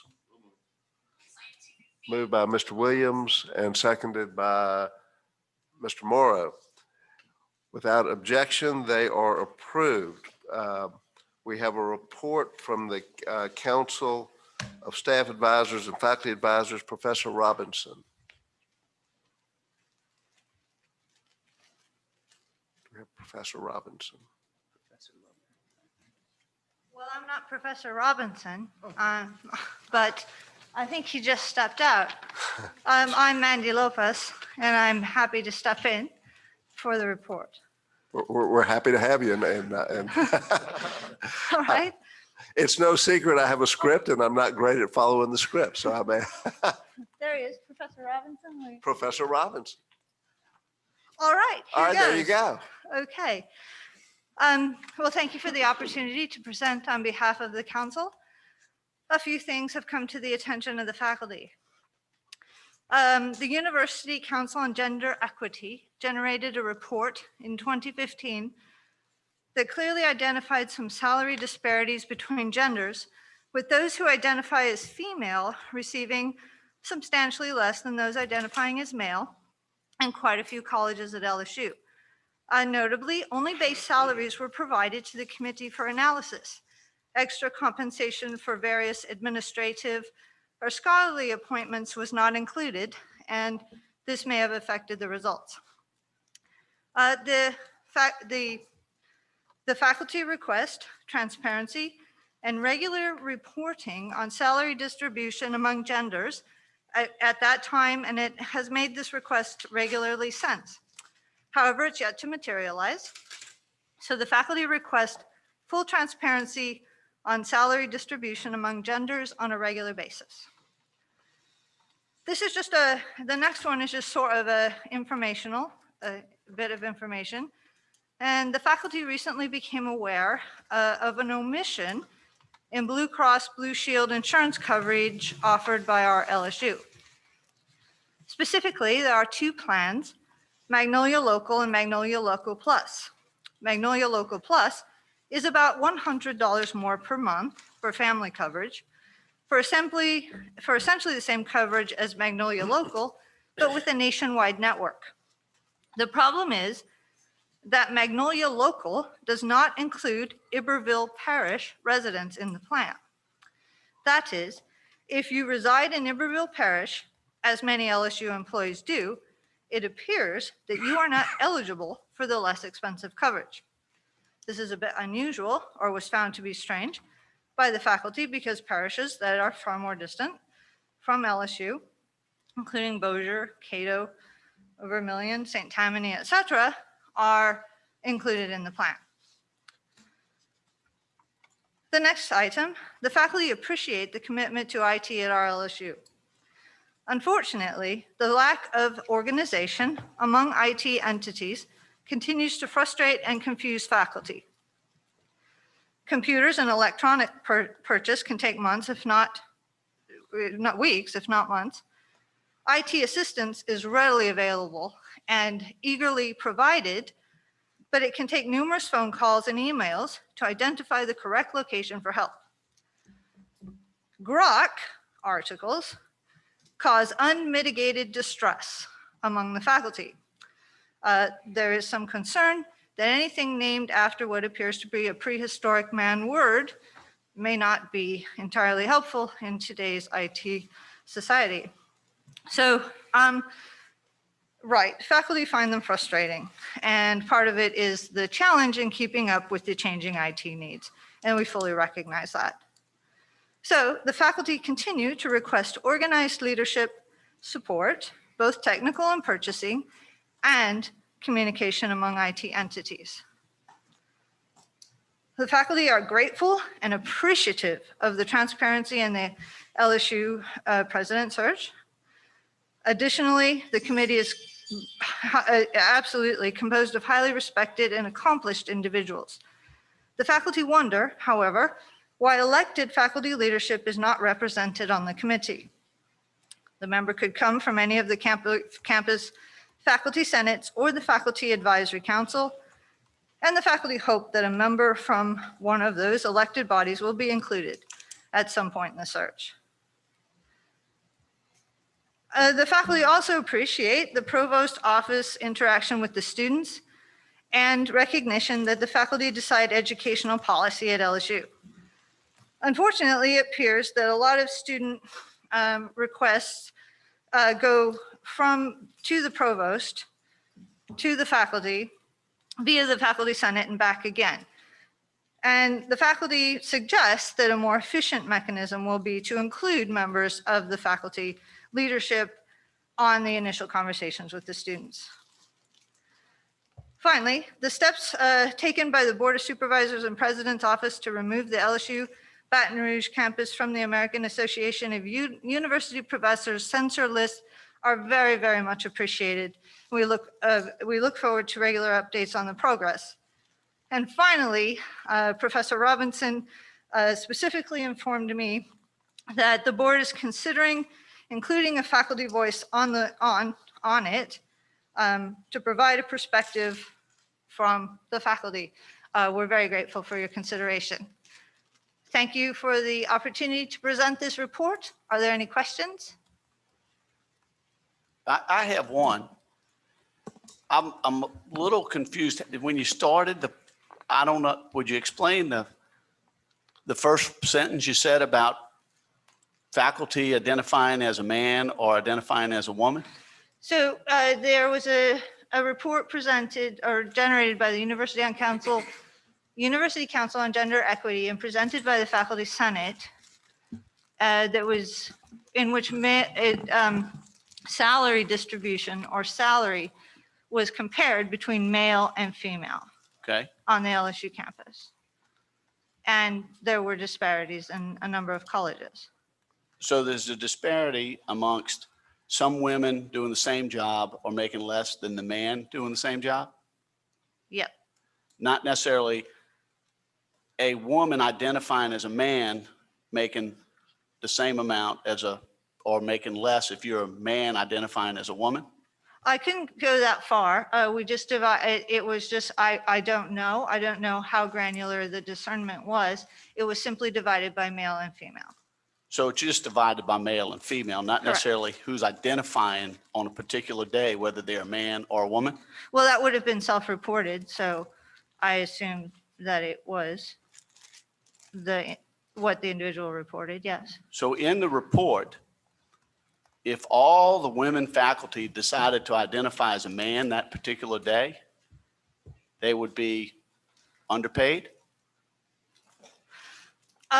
Well, this is coming from the university record, so I assume it is what they included on their HRM forms or for purposes of, well, for their HRM reporting and so on. Just, I hadn't heard of any, I hadn't gotten any calls or emails about any woman identifying as a man having trouble with her salary. Or vice versa. But I don't know why you'd be a man identifying as a woman to get a pay cut. Well, I'm not sure I can answer that. Well, I don't think anybody in their right mind would do that unless you're really committed about identifying as a woman one day. Right. You might want to, I don't understand that, but you might. So I'm just having a hard time understanding the beginning of was the survey done with the caveat what you're identifying as, or was it just done as a comparison on what men were making compared to what women were making? The comparison was between males and females. But it had nothing to do as- with what particular person was identifying at all, right? I'm just trying to find out or understand the beginning of the survey that you're explaining to us. Your opening comment about men identifying as women or women identifying as man. Was that part of the well- survey? Is that how it was asked? Or was just y'all did a survey about men and women and the discrepancy of pay? Well, it was from the HRM data. So Okay, I it- hadn't seen the data. I'm just asking if that was part of, It wasn't part of our discernment, no. It was the data as given from the Human Resources Management Office so the as Human Resources, reported by the the individual. Human Resources Management Office just was comparing men and women's salaries across the board? They extracted the data from what people reported on What they were their- making?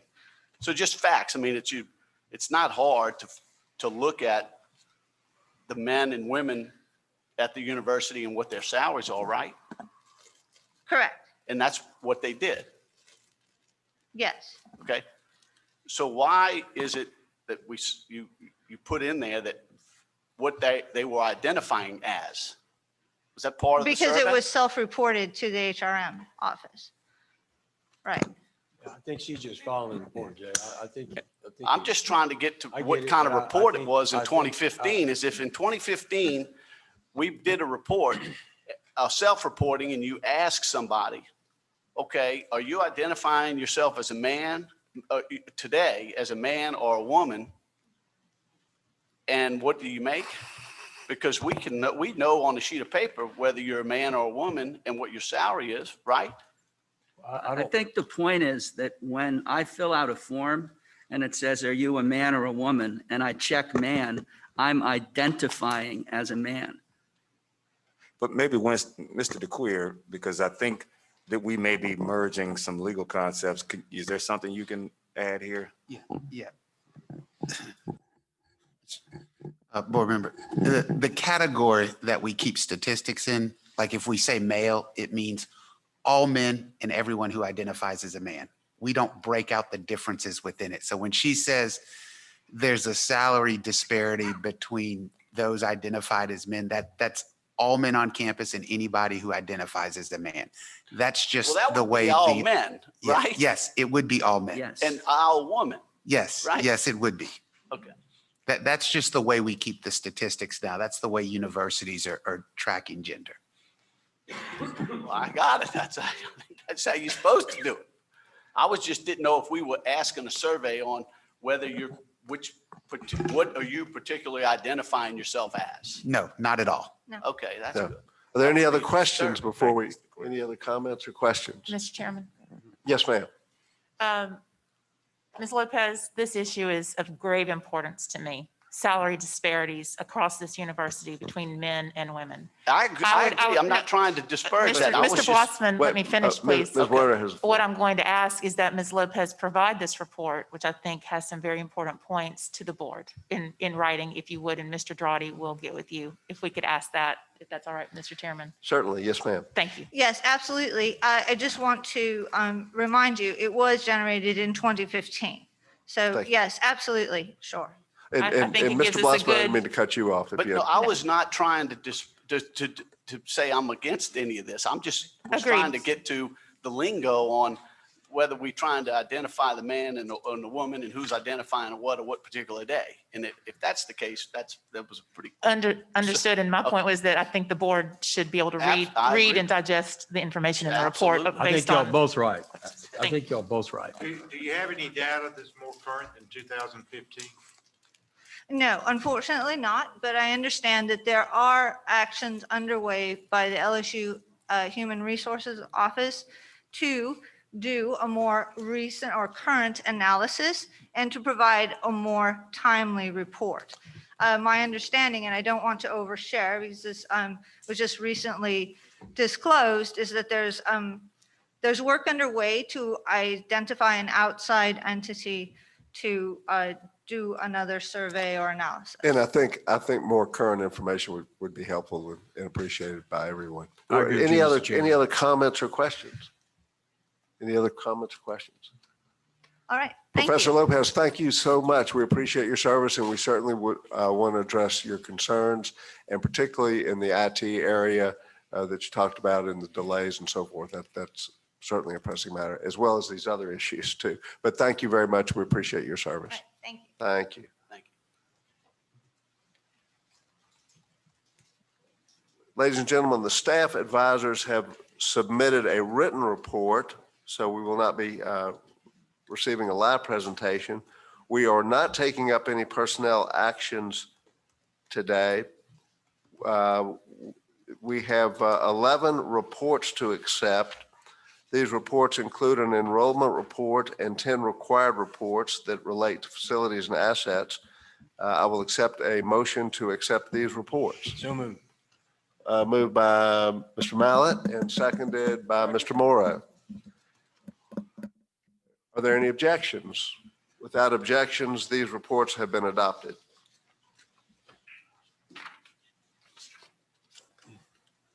I will entertain one motion to approve all committee recommendations that were presented to the board today.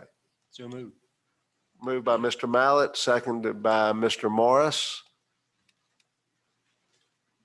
Without objection, these committee reports are adopted.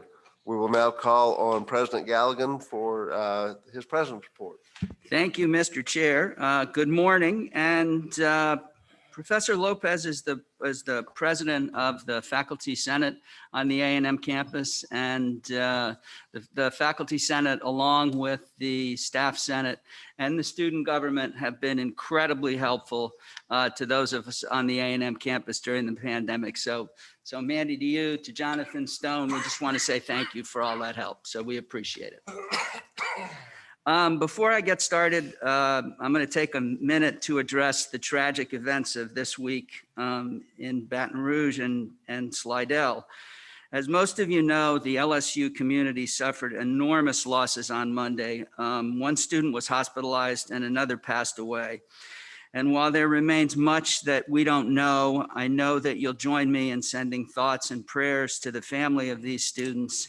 And I want to assure you that the LSU PD, in conjunction with Baton Rouge law enforcement, are thoroughly investigating these matters. I also want to send my thoughts and prayers out to Linda Fendler and her family. On Wednesday night, Gene, who's a partner with the Lisco and Lewis law firm in New Orleans, was killed in a light plane crash in Slidell. He was a graduate of the LSU Law Center. He was incredibly loyal. He thought the world of our law center. He was president of the LSU Law Board of Trustees for many years, was on the search committee that recommended me as dean in 2016, and we shared the love of a subject. That subject is admiralty. So I'm really happy that I had the opportunity to present Gene with the 2019 Distinguished LSU Law Alumnus Award, because he really deserved it, and we will all miss him. So please keep our friend Gene Fendler's memory in your hearts. Thank you. Switching gears, I want to recap some of the highlights of our fall semester so far.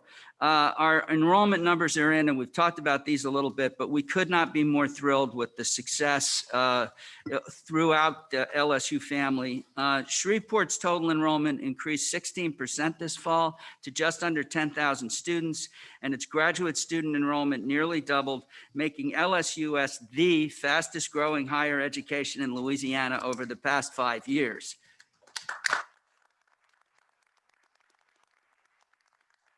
And its freshman enrollment and retention rate are also the highest they've seen since 2015.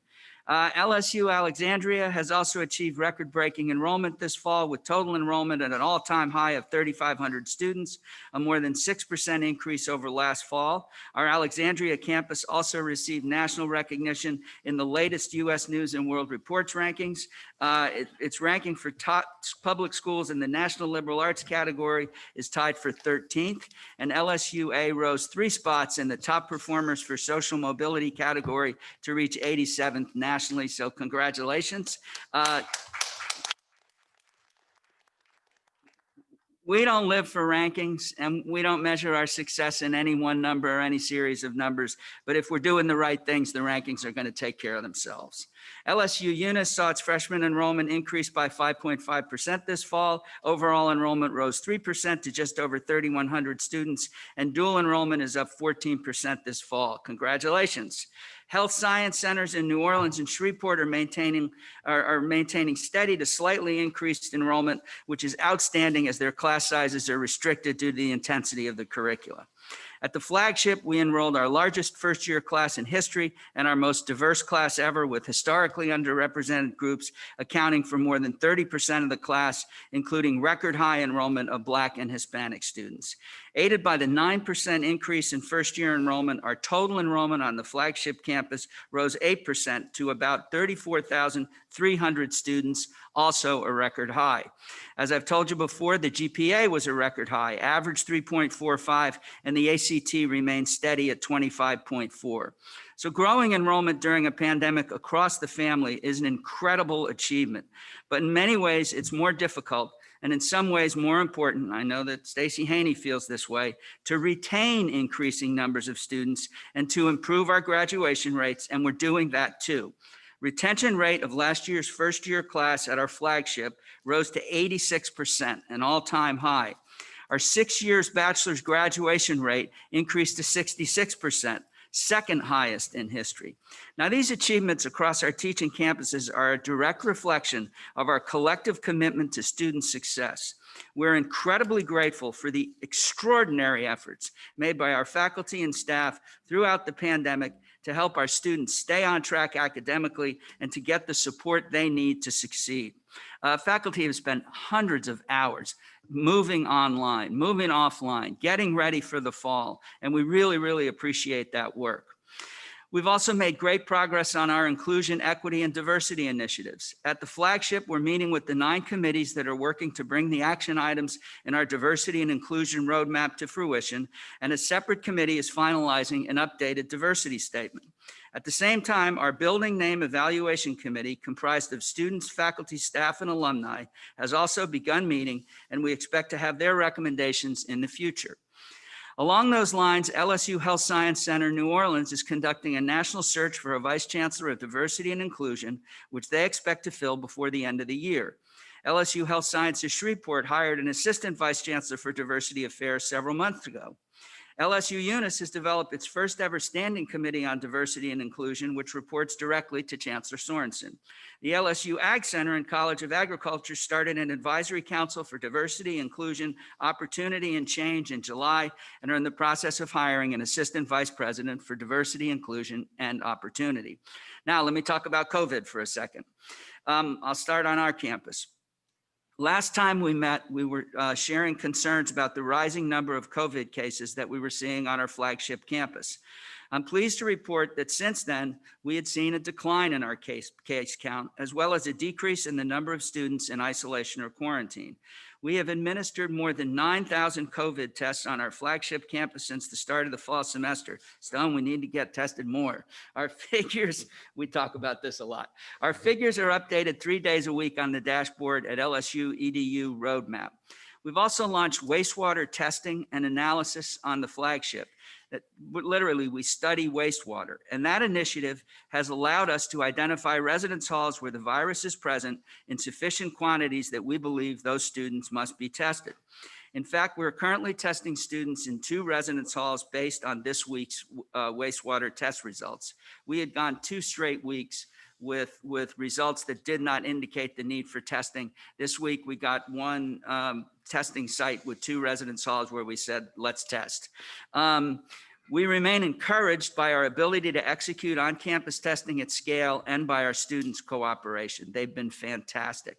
So we're in a relatively good place at the moment, but we know what's going on in the rest of the country, and we know what's going on in the rest of the world, especially Europe.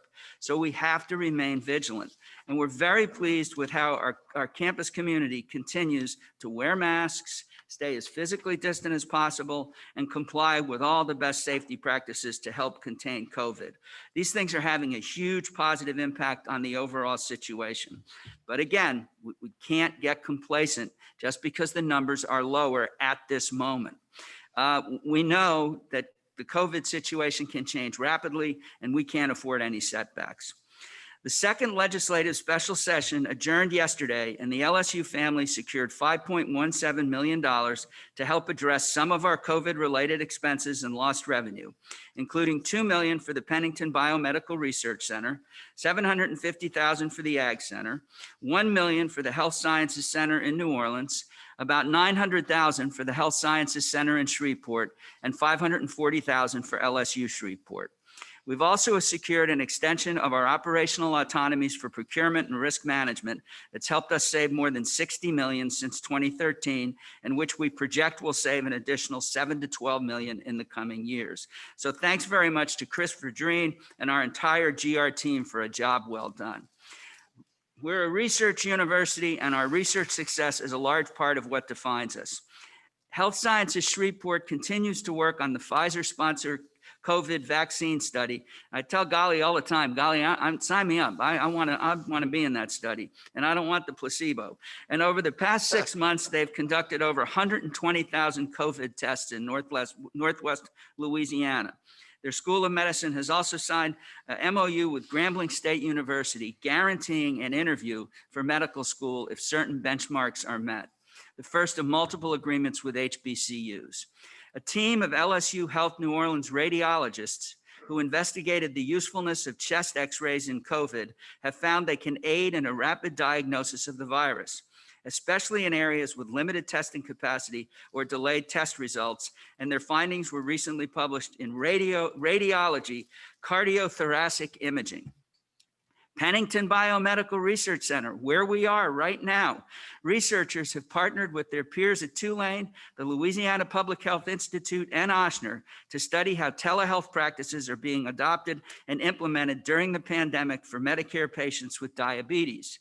Researchers at the Ag Center were recently awarded grants from the USDA National Institute for Food and Agriculture for studies on crop protection, pest management, and food safety outreach programs. With its statewide reach, the LSU Ag Center's parish extension offices and agents have been increasingly busy during this very active hurricane season, assisting with crop damage assessment and storm recovery assistance across Louisiana. At the same time, the Ag Center's food incubator here in Baton Rouge has tripled its normal booking activity and recently added at least 8 new tenants as food companies to work to meet increased demand for products from grocers during the pandemic. I'd like to close by giving a little bit of information about the plans we're working on right now for the spring semester. As we did for the fall, we're consulting with medical professionals, our emergency operations center, faculty, staff, and students. We're receiving emails from students as we speak about some of the plans we've announced. At this point, we don't anticipate major changes in terms of the way that we're approaching our current classroom. No more than 50% in the classroom. We're hearing from parents and students who would like more opportunities for in-person classes, and we would like to do that if it's safe. The same goes for events on campus. Students would love to have events with more than 50 students, and we're having conversations about that, and Jeremiah Shin is working hard to, but again, what does it all depend upon? Safety. Got to keep our numbers down, got to get tests, got to be careful. We do know something at this point. The doctors tell us the virus isn't going to behave any differently in the spring than it's behaving now. So we have to approach any changes with health and safety as our guide. We're also looking for ways to expand testing on campus, and we're forming working groups to take a closer look at additional ways to prevent and manage the COVID situation. The chancellors, we all continue to talk once a week about COVID and what we're doing, and keep each other's abreast of what's going on our campuses. And I think it's helped all of us to have those conversations because we share good ideas. So we're encouraging everybody to get faculty, staff, students, and now I'll say supervisors, get tested at least once a month. And we're looking for ways to incentivize testing. You remember, a couple weeks ago, we said if you want to go to the football game, you get priority if you've been tested. Look for us to do that again. So we have a solid plan, but we have to remain nimble. There's still uncertainty, but I'm optimistic that we will continue to see our situation improve as long as we keep doing those things, wearing our masks, physically distancing, coughing and sneezing into our elbows, and washing our hands. And with that, I will conclude and say thank you very much to everyone. Chairman, I have a couple questions. Yes, sir. President Gallow and I absolutely agree with remaining nimble on things. And I have a question. Are you aware of the email that was sent out to students today, all the students on the main campus? Yes, yes. Okay, so you're aware that that email says that it was the last day to drop classes got moved to the last day of school. Thank you so much for the provost and the president for helping us work on that. Spring break was cut, so we're losing about 3.5 to 4.5 days of break. But luckily we were able to get more days. So thank you again to the president and the provost. But now I want to get to my main point. You're aware that we're not having fall commencement, correct? Okay. So do you know that Southern University, that's in our very same city, is having fall commencement? I did not know that, but I also know, Stone, that they're smaller than we are. Do you know that other LSU campuses have already planned and executed in-person graduations? I do.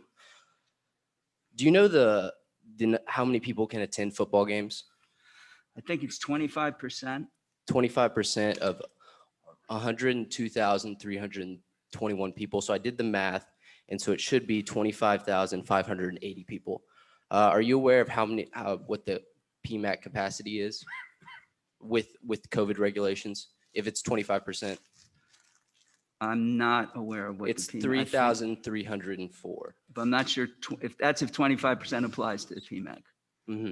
Well, if it was the 25%, it would be 3,304. We're planning on having five games. We were planning on having 5 games, so that would have been more than 127,900 people would have come through in and out of the stadium, not including players, coaches, referees, or people that would be working there. And I guess my question is, are we not a university first? I mean, we brag about how our student athletes are students first, but it looks like to me and many other students today at LSU that's not the case. for things we value, we will find a way to get it done. And everyone knows we value football. I value football a lot. I love football. But today, I feel like my fellow students and I are asking how much you value the student side of things, how much you value our academics. I mean, look, I'm no fool. I understand that football makes a lot of money. That's a fact. And I know we make far more money off of football than you ever would as me as a student. But I also understand that I've had conversations with the provost that we aren't a business, but yet we're acting like a business here. And I mean, I understand COVID's a real thing. I mean, I got COVID. I did a video on getting COVID and encouraging our students to slow the spread and get tested and to wear your mask. And so that's a real thing. But I don't understand how you can look at me and tell me that we can have football during COVID. We can have classes in person during COVID, but at the same time, we can't have graduation during COVID. I mean, I know I'm young, President Galligan, but I don't believe I was born yesterday. The administration and the administration has done an amazing job during this time with all the crazy different things going on. Everyone, from you to Provost Haney, to Ashley Arsenault, to Jeremiah Shin, everyone has done such an amazing job at working to get us back on campus, making sure that we can have a normal college life, and making sure that we're doing it safely, and making sure that we could play football. But today you dropped this news on us that we're not having in-person graduation, and you dropped it on us today, and so that no student could register for public comment. And so as a student member of the board, I'm supposed to represent the student voice here. So I'm going to speak for them, and I'm going to tell you that they're ticked off. I've gotten emails, text, tweets. They're ticked off that we're not having in-person graduation, but I'm confident that we're going to be able to, that we can fix this and that the administration can do this right, because y'all can be nimble and y'all can make adjustments, because you've proven it to me in the past and you've proven it to me all summer long. And so I'm just asking and I'm begging that you prioritize your students and that you find a way that we can have in-person graduation this fall. And I'm certainly happy to respond and say I appreciate your views, and I think your comments are well received, and we will certainly listen and talk. And I'm sure, I know the provost and I are getting emails too. So, and actually while I've been clicking away here, I've been replying to some student emails. I think, and Stacy, I'd welcome your comments on this as well. We looked at every possibility that we could come up with to be able to have a graduation. And we thought the best place to do it would be Tiger Stadium. But to do it in Tiger Stadium, because we're the largest undergraduate student body population in the state. We have 8,000 students who would graduate in the winter. We couldn't get all 8,000 of those into Tiger Stadium. So we would have to do multiple events at Tiger Stadium. We'd have to cover the grass, the brand new grass in Tiger Stadium. So we also looked at, Stacy, we looked at Alex Box. We didn't look at the Pmac because we were thinking outside venue. We looked at the cost, which was really significant. So those were the factors that motivated us. We also asked our health panel experts about what they thought about having graduation, and we were driven by that as well. We also know that, at least as to the players, the football players and the people on the field, is they're tested 3 times a week. If we had commencement and we had it after Thanksgiving, since we're not physically coming back after Thanksgiving, to have commencement meant people would come back after Thanksgiving, and with that wasn't consistent, with why we were having people not come back after Thanksgiving in terms of COVID and its spread. But Stone, I think we are pretty nimble, and we are certainly happy and able next week. I'm offering, and I see a nod in the distance. We're happy to talk to you and other students about what can we do. Sure, even if it's not the traditional perfect commencement, what kind of things could we do to make that moment as special as possible? Yeah, Tom, what does the cost? You said you looked at the cost and they would be so high that you couldn't do it. I think we stopped at about $500,000. To have a commencement outside at our facility, it costs $500,000? Yeah. Can I ask why, just real quick? I mean, what could we have to spend $500,000 on? Yeah.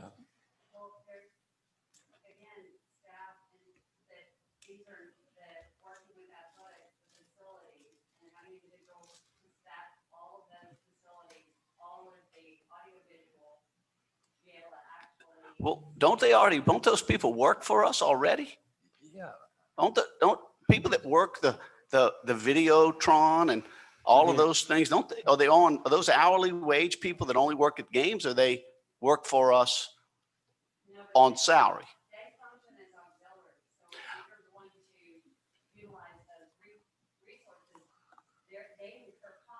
I understand. I'm just trying to guess, and they're $500,000 worth of cost? Well, why you need that? The last commencement I went to a year or 2 years ago, there was no, we didn't worry about that. I mean, if they want to get on the field and have a commencement, first of all, I admire you. I tell you what, if LSU's putting out guys like this and girls, that's very impressive. I have to tell Mr. President, he's made a hell of a case, as I see here. He made a case. I think this board ought to try to accommodate him, because he made a lot of sense to me. If I might suggest, and I join in what Mr. Mallett said, appreciate your comments very much, Supervisor Cox. And I understand there's some logistical and expense issues in the extent, but and I don't know that we're going to solve this right here in this setting, but I do think there's a strong sense of the board, I'm feeling, that, we'd like it to be reexamined, and we'd like to explore every option and every opportunity, because it is important. It's important to these young people, and they've worked hard. And I would simply say it would be the sense of the board that we take another look at it and do our best to sort of double down and see if there's a way to do it. Mr. Blossman. Mr. Chairman. Yes, sir. When is our next meeting? December. December. All right, now it's too late for us to make any decision. So No, we'll meet, we'll talk. Okay, well, Yeah. I don't know if the board do we need to have some kind of cursory vote to say, look, the board supports having graduation?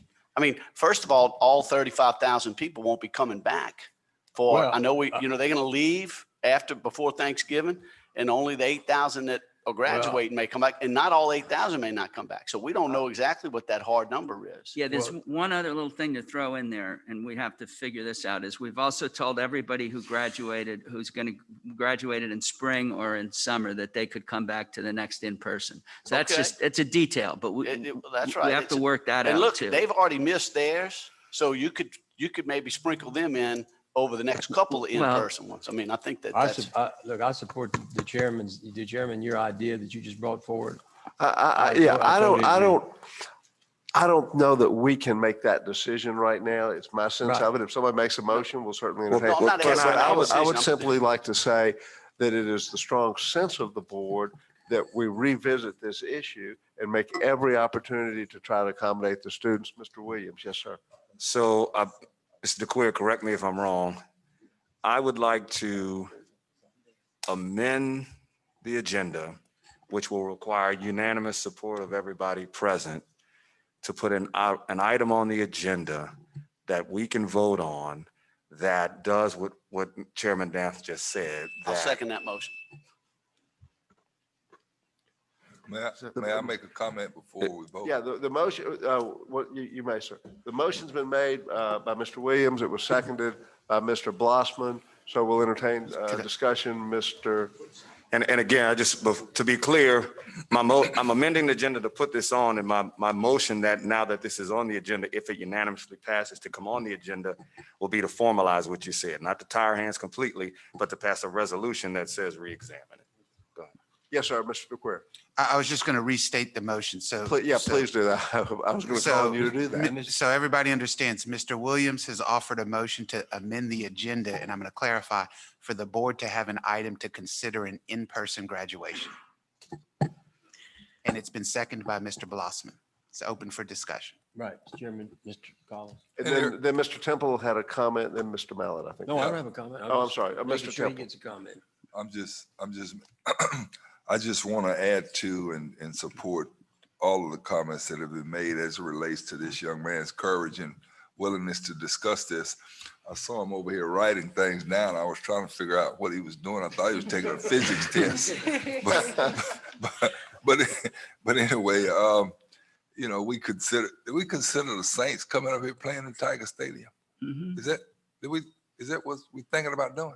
I mean, there's no way we shouldn't entertain what he's talking about. When you think about the logistics of Tiger Stadium seating 100,000 people, on the east side of the stadium, you can put 25,000, so you can certainly put 8,000 students to graduate. You don't have to go on the field. You can put the other 30,000 or 15,000, whoever wants to come to the graduation. You monitor who comes to the graduation. So from a logistical standpoint, it's no excuse not to do this. And then we also have an ability to look at the forecast and decide when it's going to rain, and within 7 days on a damn cell phone. So we can make a backup plan in the basketball arena and a first place plan in the football arena, and let these people march and graduate and let their children, people scream and holler and be happy. Can we call for a vote? Oh, sorry. Ms. Jones, yes, In ma'am. an effort to save money, would it be possible to hold graduation on the parade grounds? Is that an option if we do multiple? That's, I'm responding to an email right now that said what the parade grounds isn't. So there may be parallel universes Yeah. coming together. You may have to have multiple ceremonies, but that Yeah. may be an option Yeah. for. Any other, we have a motion and any other comments, Mr. Blossman? look, I don't think money ought to be in the way. I know money's tight, but we sure like to try to spend it everywhere we can. And They I think paid the for it. students are Right, they as paid for important as that. anything at this university. They paid for that.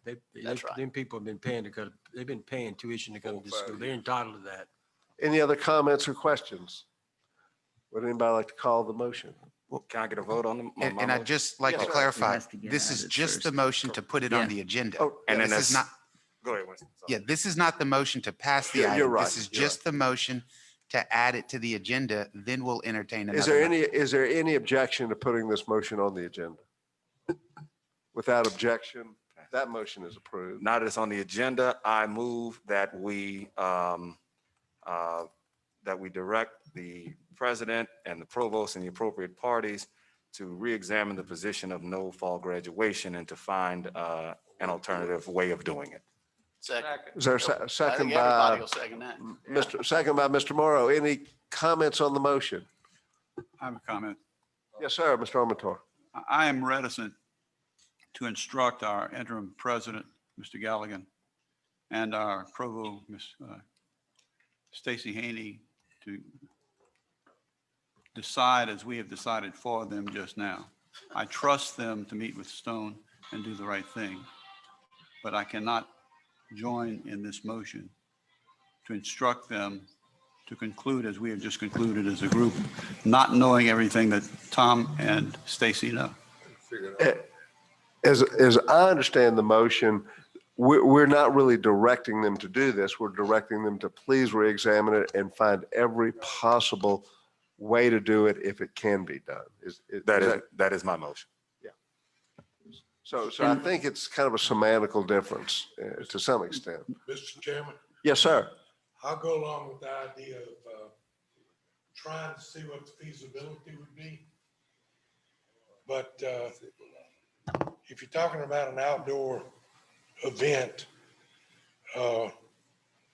weather in Louisiana, all you need to do is have a bad weather day and all your planning's gone if it's outside. So, look at the feasibility of doing it, see if there's some options, but let's don't mandate that we have to do it. Right. And my understanding is that it's not a mandate. It's simply a mandate to re-examine and double down and explore every possibility. That's how I. And I will say this, and I think I speak for Stacy too. We listen to our students. So whatever you do on the motion, we're going to meet with you and talk to you about this possibilities. Can we call a vote on the motion? Yes, sir. The motion's been called. All, we need a roll call, I guess. Well, I don't, it doesn't have to be All in unanimous. favor of the motion, please say aye. Aye. Any opposed? Motion's passed. All right. I think that your report is concluded. I'm Mr. good. Cox. Okay, it's time for the chairman's report. I just have a couple hours. Most of what I wanted to say has long been said. I look at yesterday as a prime example of this board. We had an incredible search committee meeting with 5 board members participating. We had an incredible diversity inclusion program right after that. And right after that, Mr. Mallett did his thing at the president's house, and we entertained legislators and entertained ourselves and some of our chancellors. That's a typical day in the life of this LSU board. This is an active, aggressive, great group of friends. It is an awful lot of fun. And you folks make it fun, your energy, your intelligence. So I start with that. That's the way I felt 6 weeks ago. That's the way I feel now. And I hope I feel that way 6 weeks from now. That didn't take 2 hours. And I also come back to when I was in college, the best job I ever had, I was a camp counselor. And we used to say, the hard job is with the boys. We would go out on Saturday night and drink beer. We'd do this when nobody's looking. We'd have a pickup basketball game. But the hard job was really with the kids. That's what we were for. And so I say again, the people I salute are these folks right here in the front row. The hard job is what our chancellors do. The hard job is with these students. That's what motivates all of us, because we're all here for the students. We're all here for the faculty. We can't do it without you. You're the folks on the field. So once again, I salute you and I thank you. And it's an honor to be with you. You inspire us all every day. We still have audit, I think. Where's Dr. Drade? I think we'll still have audit committee today. I will entertain a motion to adjourn. Our next meeting is December 4th. Is there a motion to adjourn? So moved. Mr. Morrow, Ms. Jones has seconded. Without objection, we are adjourned. Thank you, ladies and gentlemen.